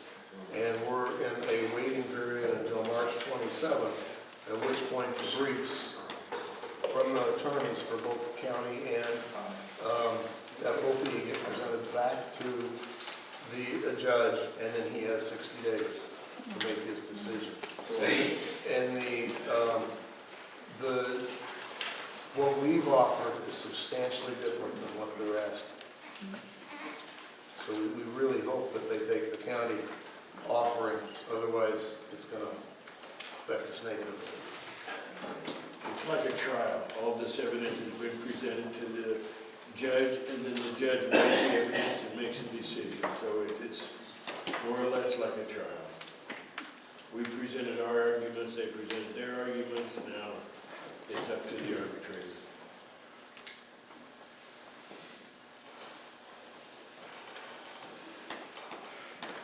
Okay, is that it for law enforcement?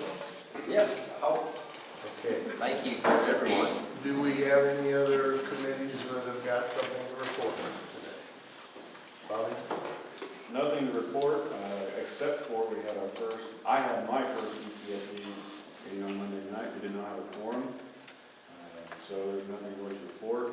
although nothing was decided on, they did kind of brief me on the simulcast system, which is to be finished.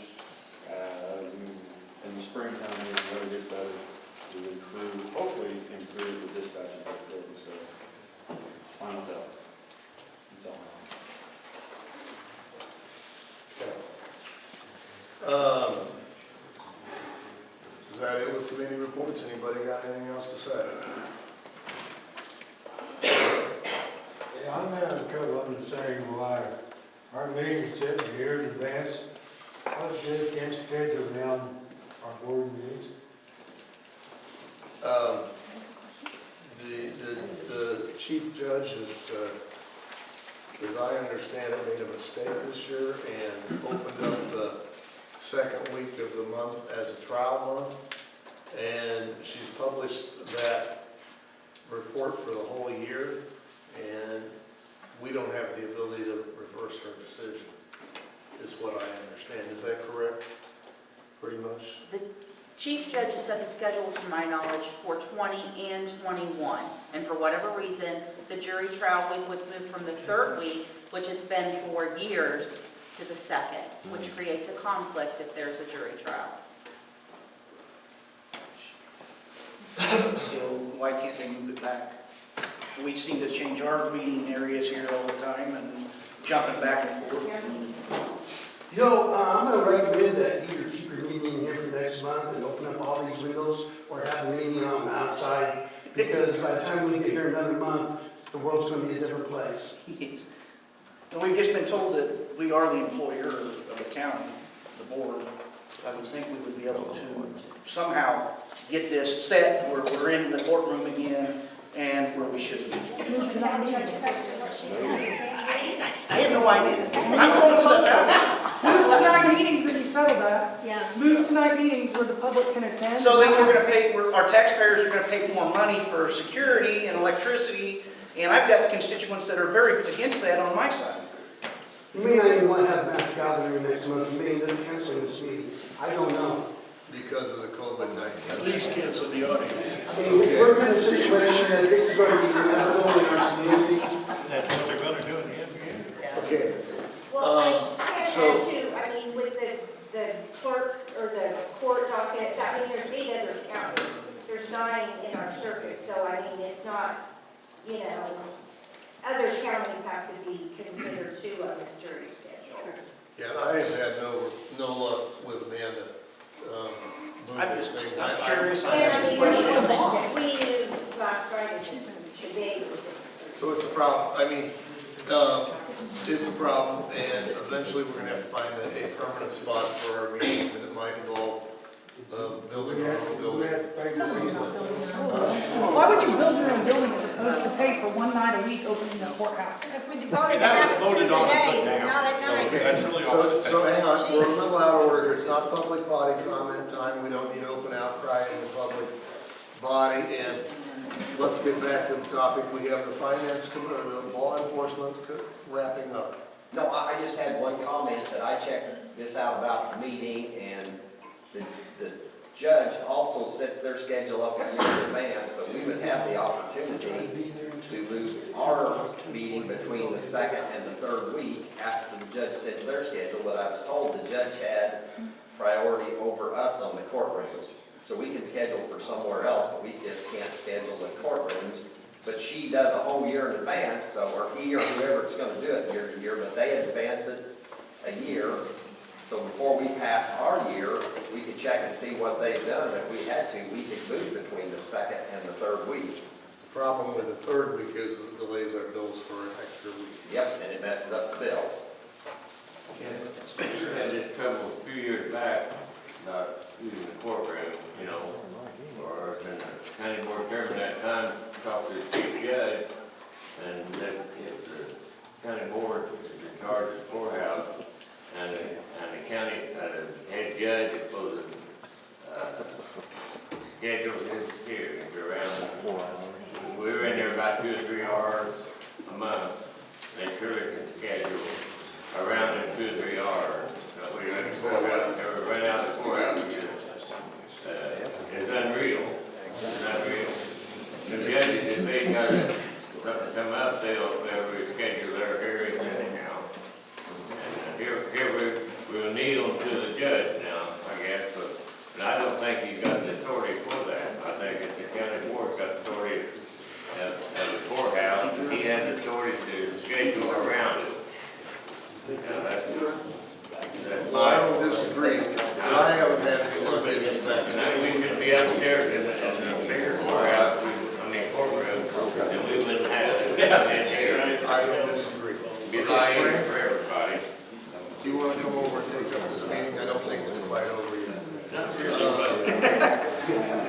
I'm sorry that meetings don't usually last 2.5 hours. I've got an appointment that I've got to keep as well on the other end. So Frank, you're going to be, I don't have any chairman updates. You need to appoint Larry Minot, and then Steve's going to give his COVID information and public body comment. So at this point, I'm going to turn this meeting over to Frank Mulholland, who's going to finish it. Because you all talk way too long, and that's why.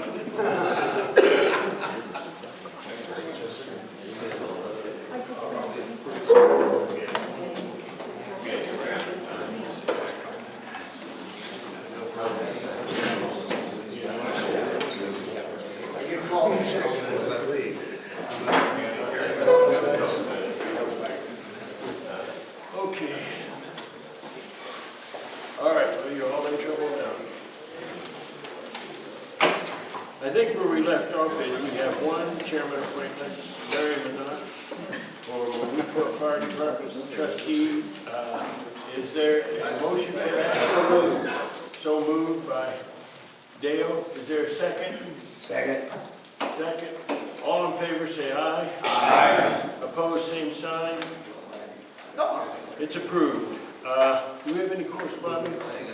No correspondence. Steve, the floor is yours. This will take all the time in the world. Thank you. Vice Chairman, Thank you, Vice Chairman, and ladies and gentlemen of the county board. Have this opportunity to give you an update on COVID-19 situation. For me to give this to you, I have to give you a background on this. And if you remember, go back to 2003 on television and everything, you saw a lot of information on SARS, basically. That's severe acute respiratory syndrome. And at that time in 2003, China had 774 deaths, and the United States had 8 deaths at that point. What made SARS a very unique situation is that it didn't follow it's abnormal to its virology. It's the fact that typically seasonal flu, influenza A and B, only lasts on the surface for 24 hours. The SARS would last for several days on the surface and contagious at that point. And then also there's a strain of SARS that's called Mid-Eastern Respiratory Syndrome. And that actually is related to rabies in bats. And the background on this is that in Wuhan, China, at open meetings or an open market where they sell animal delicacies and stuff and different insects and all those kind of things, that one of the workers were carrying one of the bats and then got scratched in blood and then became contagious and then sneezed and coughed on other people, and then that's how they moved through the whole thing. And the COVID-19 is nearly 80% SARS. So there's 2 ways you're going to get infected. One, in mass gatherings, being close to people, basically closer than 6 feet if they're sick. And you're probably okay and safe if they're not sick within 3 feet. And they sneeze or cough and they're already contagious, and you breathe that in. And then basically you'll start developing the fever. The symptoms of the fever are just like the seasonal influenza, except there's a little bit more trouble breathing at that point. And then you basically develop what's called ARS, Acute Respiratory Distress Syndrome, where basically your lungs swell up and they collapse and you can't breathe anymore, there's no airways anymore. What they're saying at this point, that 8% will recover that gets infected, 10% will need healthcare treatment, another 10% will need ICU treatment at this point. To protect yourself, you need to basically avoid contact with areas that are pretty much the public areas where other people go. Door handles on public places. If it is transmitted just like the seasonal flu, where you touch a surface and you touch your face, and anywhere your nose, mouth, or eyes, you basically But the thing is, we know about influenza A and B, we know how to treat it. A secondary problem with this is pneumonia, and we do know how to treat this. This is a new pathogen. It is spreading very rapidly. The superintendent of schools of Shelbyville called me this morning, had a big long discussion with them. And what we've done locally at this point, we have sent out guidance to all the schools in Shelby County. We've sent out guidance to all the physicians' offices.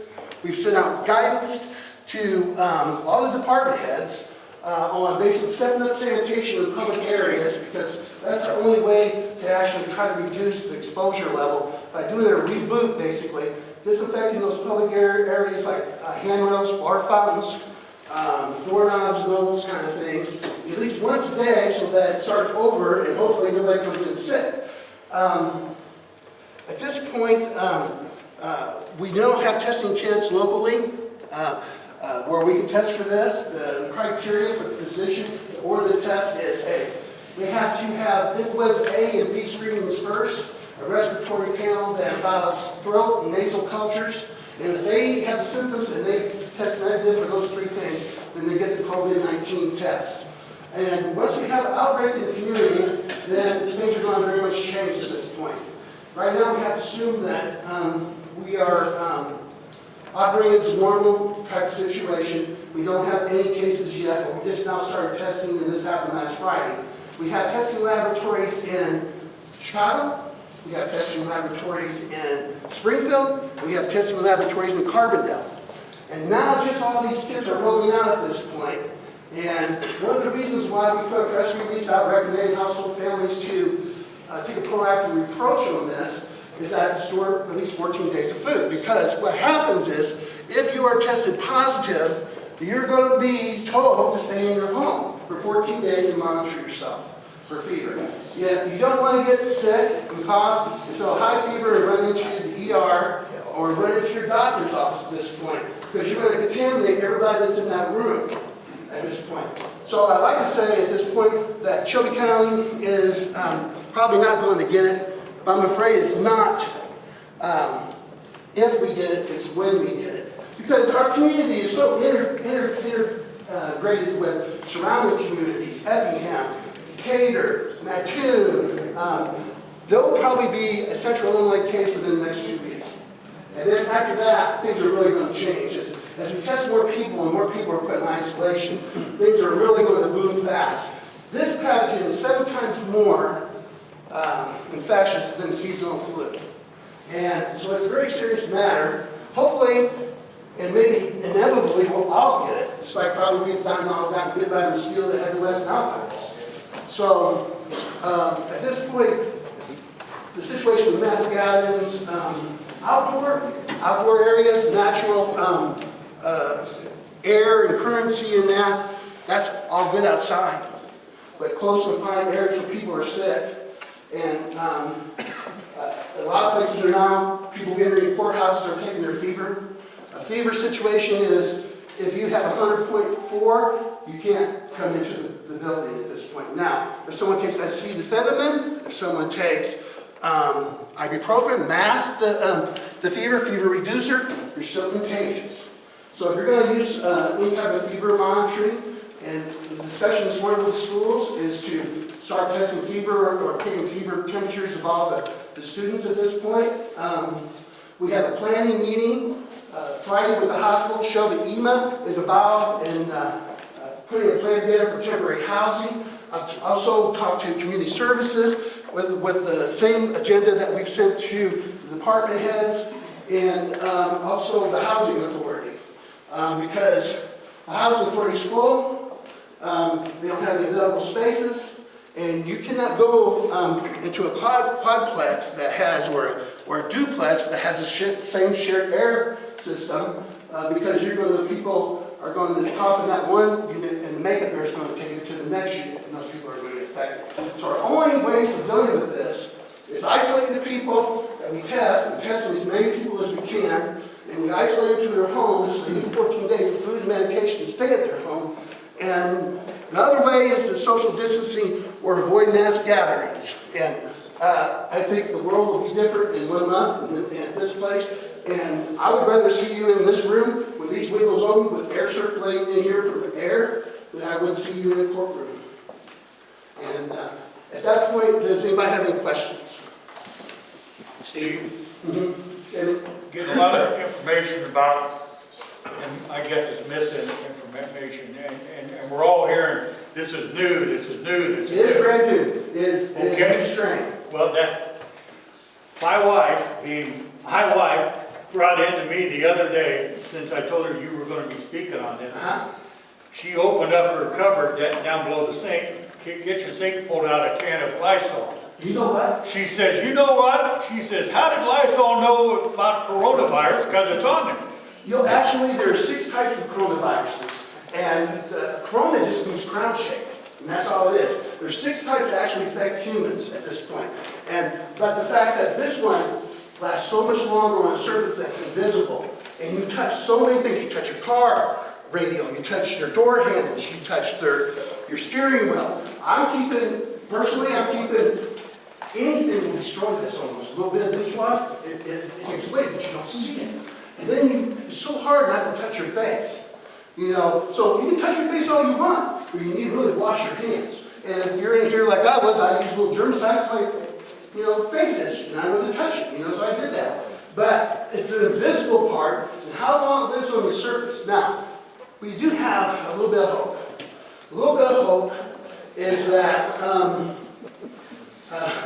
when it turns 86 degrees out, Fahrenheit, the virus will not live on surfaces nearly as long. So that may give us some hope to reduce it, but it's a new strain. We don't know how it's going to react at this point. We have everything that the state has told us to put on our website, www.shelbyhealth.net. CDC travel guidance, guidance for laboratories, guidance for the public, guidance for the businesses. It's all there. Right now, internally, we're doing things where we're taking daily temperatures for all our employees. We have the N95 mask that we can use. We take them for our WIC people, anybody coming for vaccinations right now. And the surgical mask doesn't do anything except protect you from them. If someone's sneezing and coughing, just a regular traditional surgical mask, that helps them from putting those droplets out there in the air. Because it's not airborne, but it's by being real close to a person sneezing and you're in a confined room. They say it's so infectious that if there's 4 people in one 12 by 12 room, one person coughs and has it, everybody will have it. It'll be immediately. And some people will die, and some of these people in this room right now are the most susceptible population. Steve, I'd like to commend you on what your department's doing and how you're getting in front of this. I think it's very good. It looks very good for Shelby County. I'm glad to see that we have. Well, thank you very much. We're trying to do all we can to try to educate people as much as we can. We only have really 2 things that we can do: social distancing and use a little bit of sanitizer, and be aware of our public areas that we put hand contacts in. They don't even recommend anymore coughing in your sleeve or coughing in your hand. You're supposed to carry tissues with you, and cough into that. You don't throw it away because it lives on stainless steel. It lives on plastic. It's such a serious situation because you have to worry, maybe you have to worry about your packages coming in. And it takes that long that if you set it away, maybe not touch it for 7 or 8 days, you might, hopefully it's gone at that point. But if you think about everything you touch, and now, the trick is, you touch everything you want, but you cannot touch your face. And it's so hard to do. They say you touch your face 24 times in 1 hour. But something itches, you do it subconsciously. So if you can manage, and I spill myself internally when I do touch my face, and I haven't disinfected my hands or washed my hands, in my head, but it's so very hard to do. And the good thing, the positive thing of all this is that you're home. As long as you don't bring anybody in your home, you can still do anything you don't have to worry about. It's the exposure to the public areas, to sick people, and to mass gatherings and that. And that's why I would be really shocked if we don't have a confirmed case by the time in the community, by the time this next board meeting meets. And if you had a building like this where open pavilions with security, you're way safer than being in a confined area, and unless you want to start taking temperatures of everybody walking in the courthouse, and that may be something you want to consider if we get a community outbreak. Benny?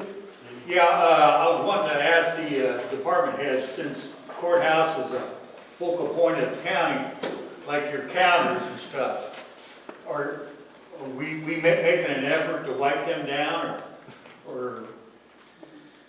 We're wiping down everything in the county clerk's office. Okay. Everything, keyboards, counters, doorknobs, light switches, everything.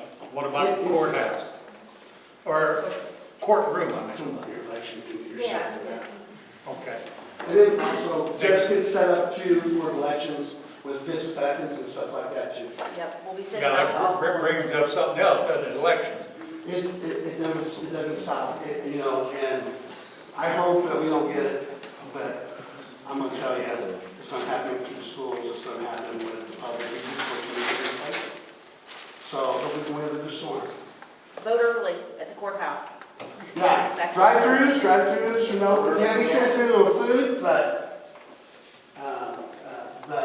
food could be contaminated by a person who picked it up afterwards and stuff, you know. We've seen all the information out to all the restaurants too, all the grocery stores.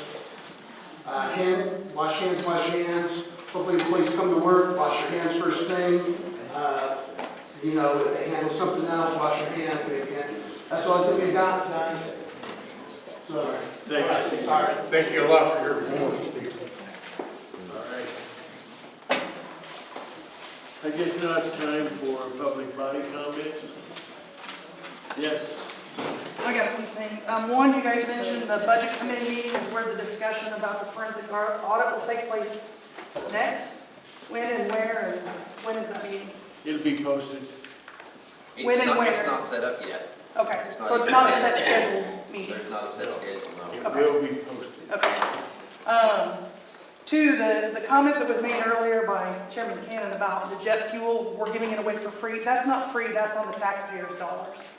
And I think if we know that that machine, whatever it is not working, shut it down, get it fixed, and quit wasting and spending taxpayer dollars to give people free jet fuel. That's my opinion as a taxpayer. There was a comment made, you might have made it, Frank, about fighting to get appropriate record keeping on hours.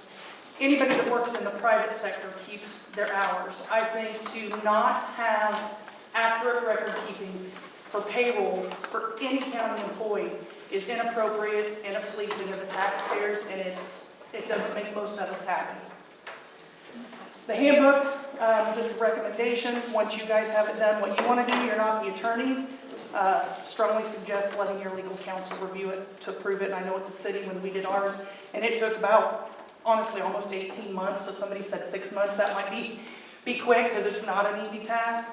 But city legal counsel did approve that before it was disseminated.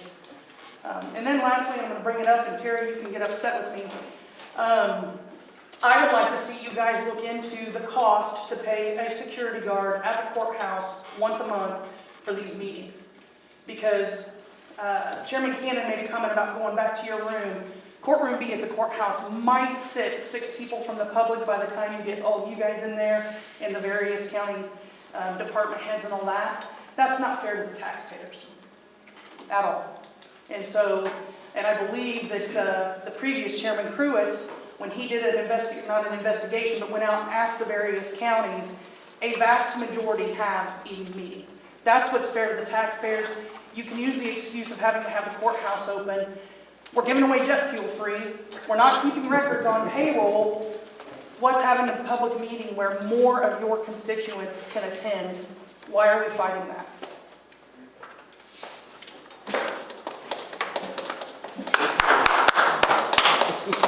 Any other public body comments? Yeah. Last month I spoke about the Illinois separation, and I fielded several questions. I tried to answer those questions at the meeting, as well as put something in writing. I made a series of phone calls to check on all my answers, and I gave you correct answers. Did everyone get the document that I sent out and packet? Everybody got that? That would be one. questions that arose from that document where they weren't answered by that? Did that cover everything pretty well? I know there were some people that had more questions than others. No, thank you. That covered your questions pretty The well? document took care of it, yes. Okay, did that cover your questions?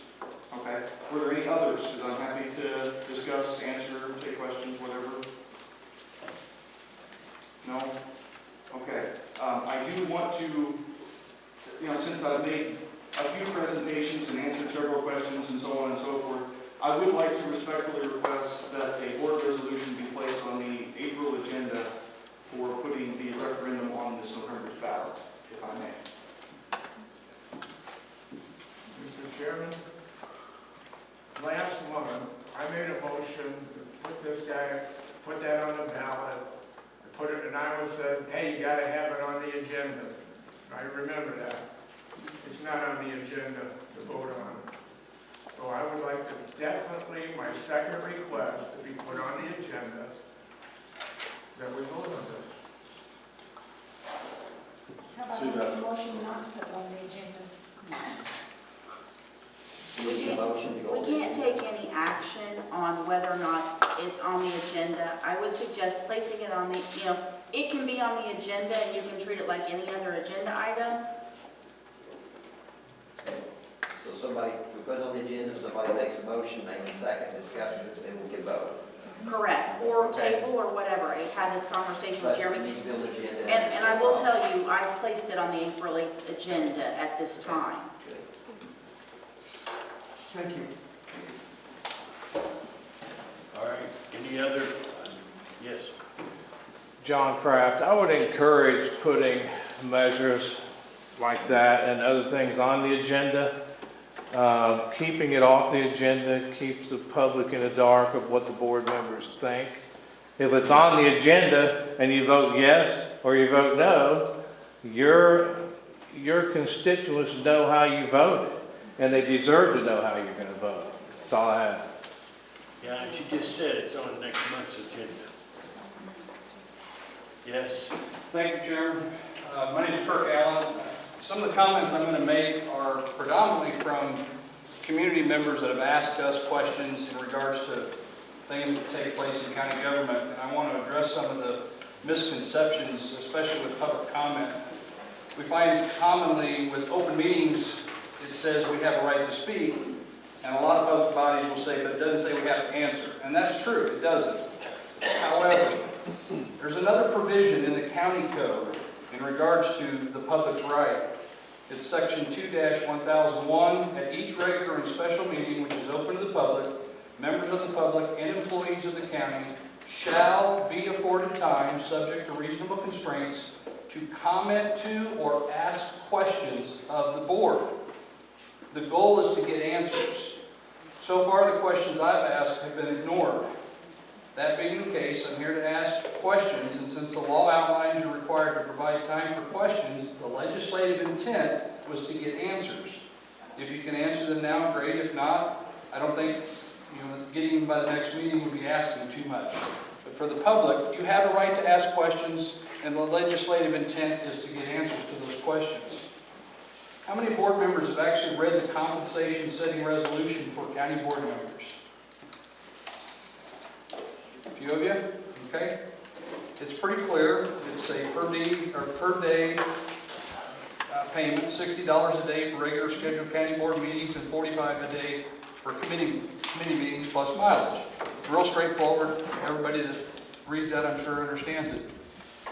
As the issues of payroll are being evaluated, I would suggest a very close review of county board member claims, as there are claims in direct violation of the compensation setting resolution. Anyone turning in claims for meetings other than regular scheduled county board meetings or scheduled committee meetings is filing a false claim. All those false claims need to be recovered. On the point of recovery, we spoke with several attorneys and we spoke with several CPAs, and I spoke with the one that walked out of here a few minutes ago, and I want to emphasize on the recovery side of things, most of the cases that do not have recovery are based on fraud. Those are very difficult to recover. Those where it's an oversight and a mistake and they're still employed, you absolutely can do that from wage deductions. That is a balancing act, because some of them may say, well, if you're gonna take it out of my pay, I'm gonna go work somewhere else. That's a balancing act. But the bigger picture is the pensions, whether it's through SHLEP, which is the Sheriff's Pension Program, or IMRF. All of those are recoverable. And your CPAs will tell you they are absolutely recoverable, because that's a long-term thing that all the taxpayers end up having to pay. So that's a big factor from looking at the forensic audit side. I do understand there's been claims by some attorneys that you can't get that money back. I default to two questions, and it always says to with what proof. If overpayment of wages to the state's attorney can be recovered through payroll deductions, as they have been done in this county, so too can overpayments to other employees. Next issue, all county board members are duly elected to represent the people. Not one of you have more power than the other, with the exception of explicit authority spelled out for selected chairmen in specific situations. We understand there's been some confusion on who sets the agenda for a county board. It's simple, the county board. No one person has the power to dictate or control an agenda. For those that want to challenge that, I would encourage them to read the Grafton Township Court Order. I have provided a copy of that to your clerk, I believe. It spells out and gives a good legal analysis as to why the board sets the agenda, not one person. And as an example, why no board member can control the agenda is because the county board has certain powers that include the power to remove the chairman. If a chairman is allowed to control the agenda, he could simply refuse to place his removal on the agenda, and that strips away your statutory power. So all board members have power to address an agenda. The last item I want to bring to your attention is voting obligations of elected board members. While looking through the records, I see that your chairman does not vote on anything. Can anybody tell me why he's not voting? Nobody? Okay. I think he votes in case of a tie. Case of a tie. Case of a tie, okay. Well, there's 22 board members, so for him to vote would actually make a tie. Sometimes there might be 18 people. Okay. And it's a great point, and what you'll find in the statute, there's only one provision for a chairman to not vote and only vote to break a tie. That provision is for a county where the chairman is elected at large. And it says he shall not vote except to break a tie. Well, all county board members are equal. You're all elected. You select someone to sit at that chair, but he still has to vote. Why does he have to vote? It's back to what Mr. Kraft mentioned. The people need to know how you vote, because how you vote determines whether they do or don't support what you're doing. And when you don't vote, you're not representing the people that put you in that seat. All county board members are duly elected to represent the people. There's no provision for them not to vote. A failure or refusal to vote violates the people's rights of representation. By not voting, the people have no way of knowing where you stand on matters such as tax increases, deficit budgets, or any other matter. And the last statute I'll mention is on this point, and it came up, I believe it was the contract on the clock. Yep. It was, I don't even think it was a show of hands initially. It was all in favor, and it was just a group vote.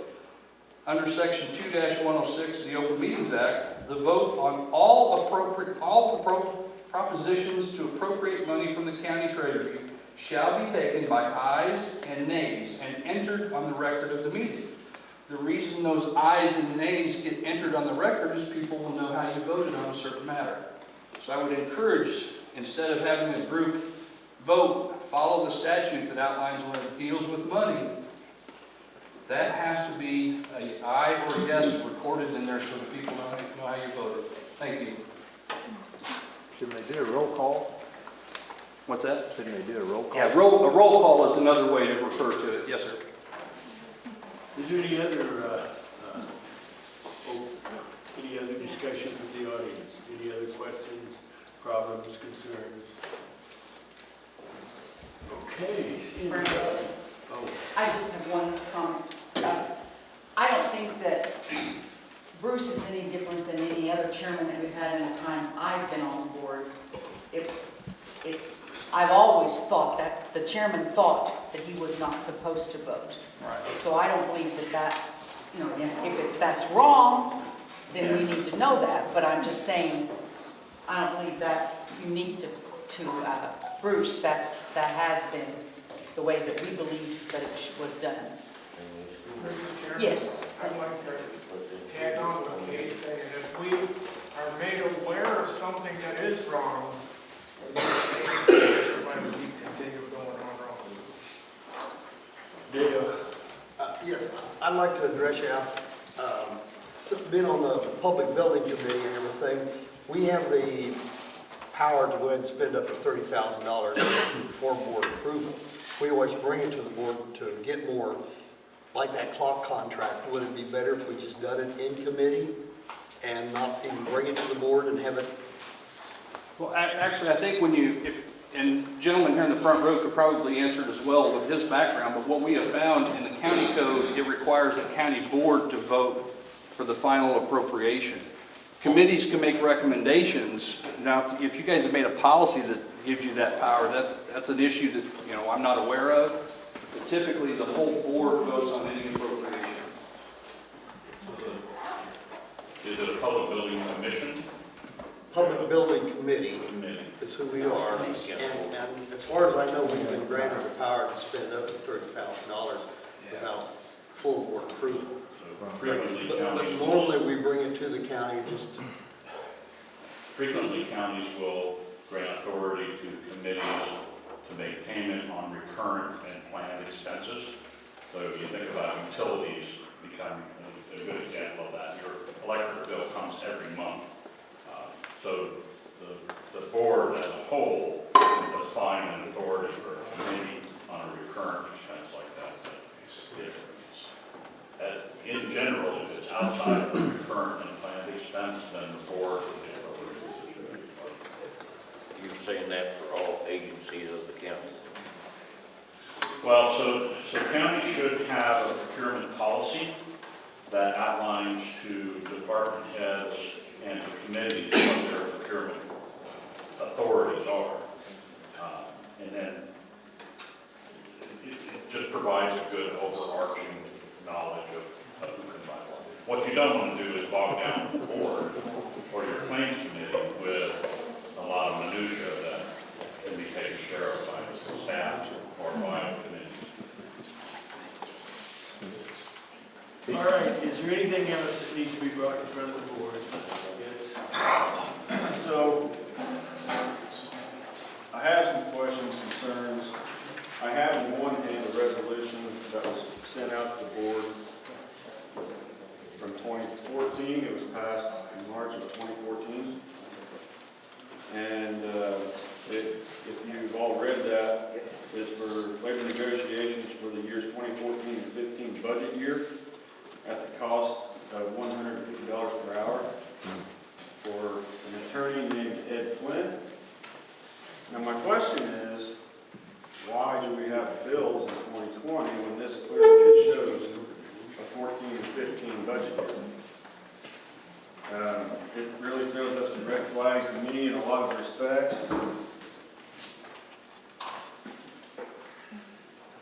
Was there ever a resolution passed beyond 2015?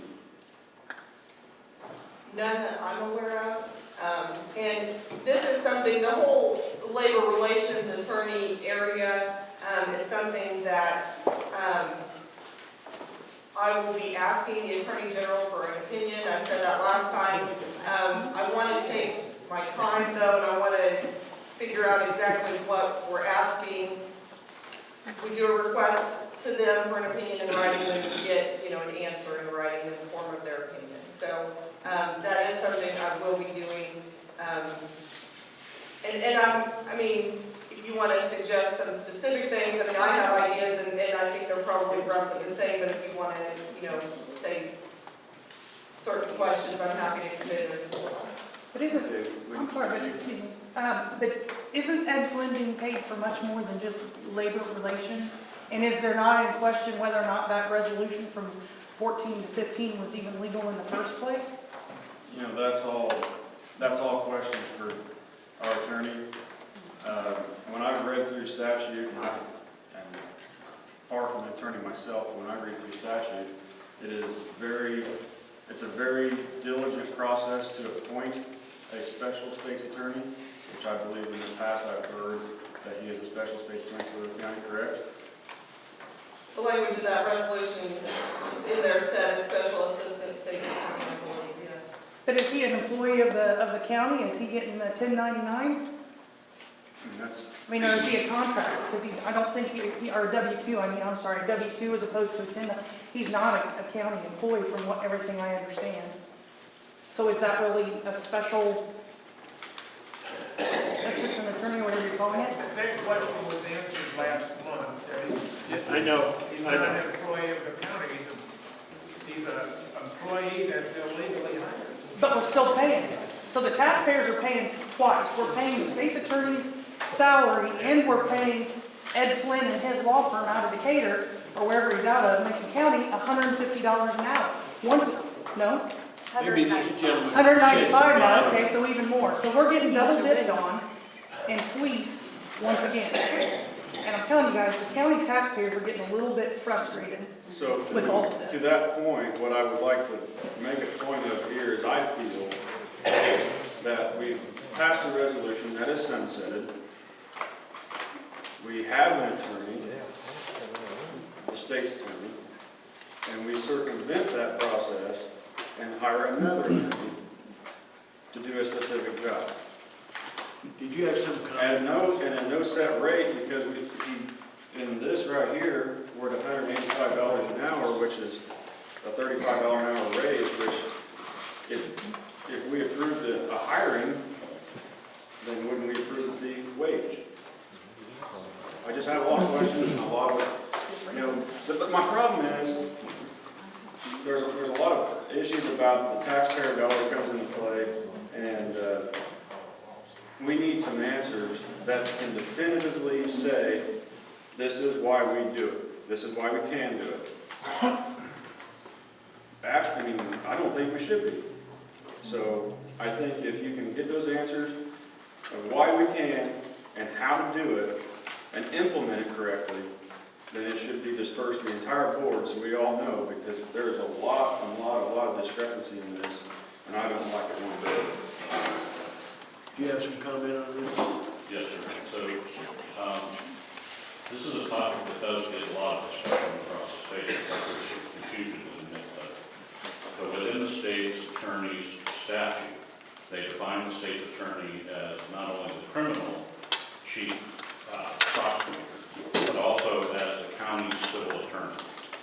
So when people talk about an assistant state attorney and the process that you have to go through with the judge to have an assistant state attorney appointed, that practice typically speaks to a criminal case where either the state's attorney and their assistant are accused, or there's some specialty aspect of the case where a special attorney is needed. So, and this is, I don't know the particulars of yours, but I can tell you the overarching.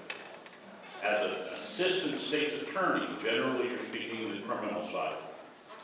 When you look at the state's attorney statute, it speaks that they're able to operate their office and procure the materials and services necessary to provide support to the county board. So when you look at a small county state attorney's office and you look at what happens in the county, you have quite often the need to hire specialty attorneys that you don't have in-house knowledge. The two most common are tax attorneys and labor attorneys. So the process, as the statute defines it, is that the board turns to their counsel and says, I need advice on tax. State's attorney says, I don't have a depth of knowledge on tax, but by my statute, I can secure services. The state's attorney then looks out to find that service, comes back to the board and says, I can get you a tax attorney, it's going to cost $5,000. The board then transfers money into the state's attorney's budget, because only the state's attorney can hire an outside counsel. Any of the work done by that outside counsel with the board is on the state's attorney's behest. And if you transfer the money, then the state's attorney is paying for the service to fulfill their obligation as a civil counsel to the board. So it does, between the criminal aspect and the civil aspect, it's very easy to get crosswise on it. But it's impossible for a small county and a small state's attorney's office to have the depth of law on everything that can be brought to you. So that's why the statute provides that the state's attorney can seek services.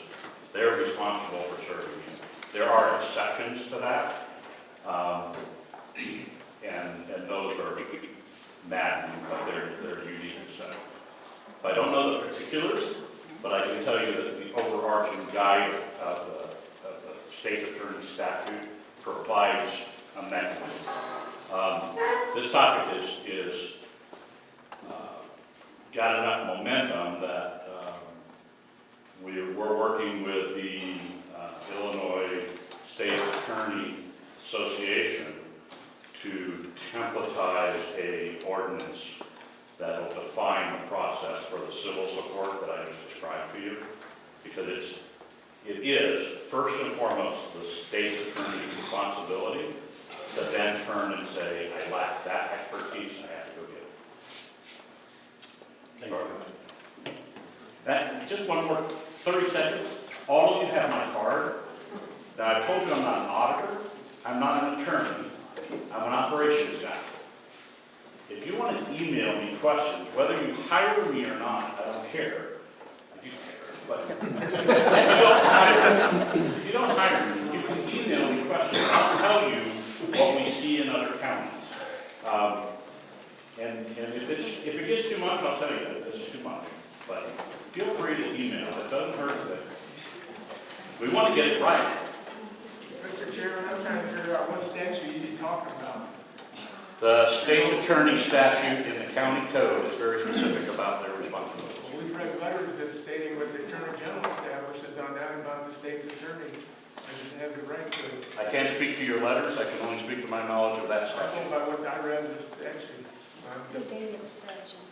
Yeah, we have it. It was sent to us, right? If I may, Chairman, just real quick. To answer your question specifically, if you contact the Piatt County State's Attorney, currently the Piatt County board chairman has been indicted for hiring legal counsel. There's a letter that an outside law firm drafted and sent to the Piatt County State's Attorney, and it outlines why the county board must use the state's attorney. It gives Ashton B. Cook the very state or case law I cited at my very first meeting. And he specifically in bold print says the county cannot employ an attorney to render legal advice to the county board or legal work for the county. And then it goes into explaining the difference between the duties and what the state's attorney's duties are. Now, we have seen many counties that will hire, the state's attorney will hire an assistant state's attorney, and they appoint that person to take care of the county board. DuPage County does that. They have an assistant state's attorney that is at all of their board meetings on their behalf. But from a county board standpoint, absolutely zero authority for the county board to hire an attorney. It's completely illegal. Thank you. Okay, is there any other thing you brought up? Seeing none. Terry? I'd like to make a motion that we adjourn, and you guys can take the balls home with you.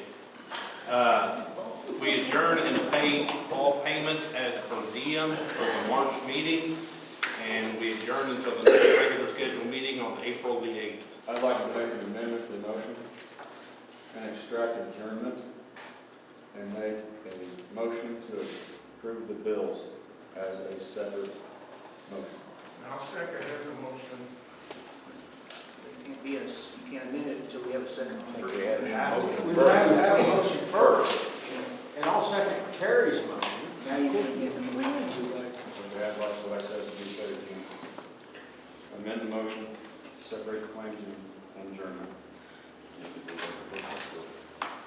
Okay, I'm not sure where the hell's going to. Is there a second? They asked for a Is there a second? Yes. No second on this motion? Wait, seconded by We gotta vote on the first one first. No. No, can't, because it's in. We can't vote on that one if we're already adjourned.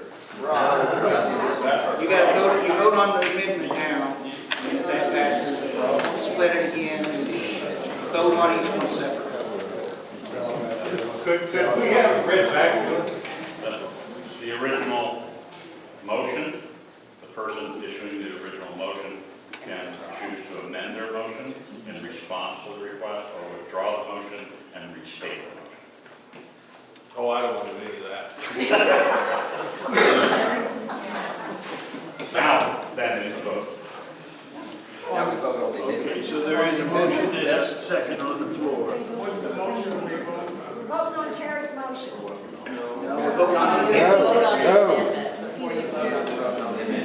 on the amendment to Terry's motion. What was the amendment is to separate adjournment and claims into two separate motions. All those in favor, say aye. Aye. Those opposed, say nay. Nay. Nay. Ayes have it. Can I have a hand raise? Roll call. Roll call. Oh, definitely roll call that. Yeah, we're not spending money. We're not spending money. You can still do a roll call.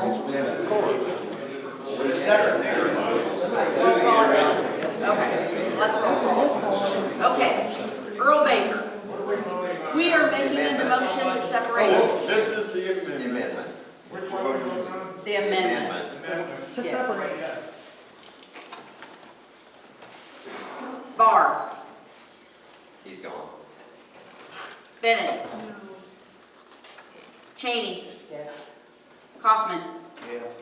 Durnovich. Yes. Durbin. Yeah. Hayden. Yes. Jordan. No. Carney. Lynn. Metzger. Yes. Mulholland. No. Orman. Yes. Patterson. Yes. Simpson. No. Switz. Yes. Weatherell. Yes. Williams. No. The ayes have it. Okay. So where do we go? Now we vote on his motion. We're, We gotta have the motion. We have to have a motion. so, I make a motion to adjourn. No, you can't do that before you pay the bills. You got to pay. You gotta make a motion to pay the bills first. Okay, now make a motion to pay the bills. Can I do that? Yeah, please. Okay, let's pay the bills. I make a motion we pay the bills. Is there a second? I second. All in favor? and I'm going to do a roll call, is where Okay. for agreement. Sure. Both Lynn's. Okay. Baker. No. You don't want, okay, you don't want to, okay. Barr's gone. Bennett. Yes. Cheney. Yes. Kaufman. Yes. Durnovich. Yes. Durbin. Hayden. Yes. Jordan. Yeah. Carney. Yes. Lenz. Yes.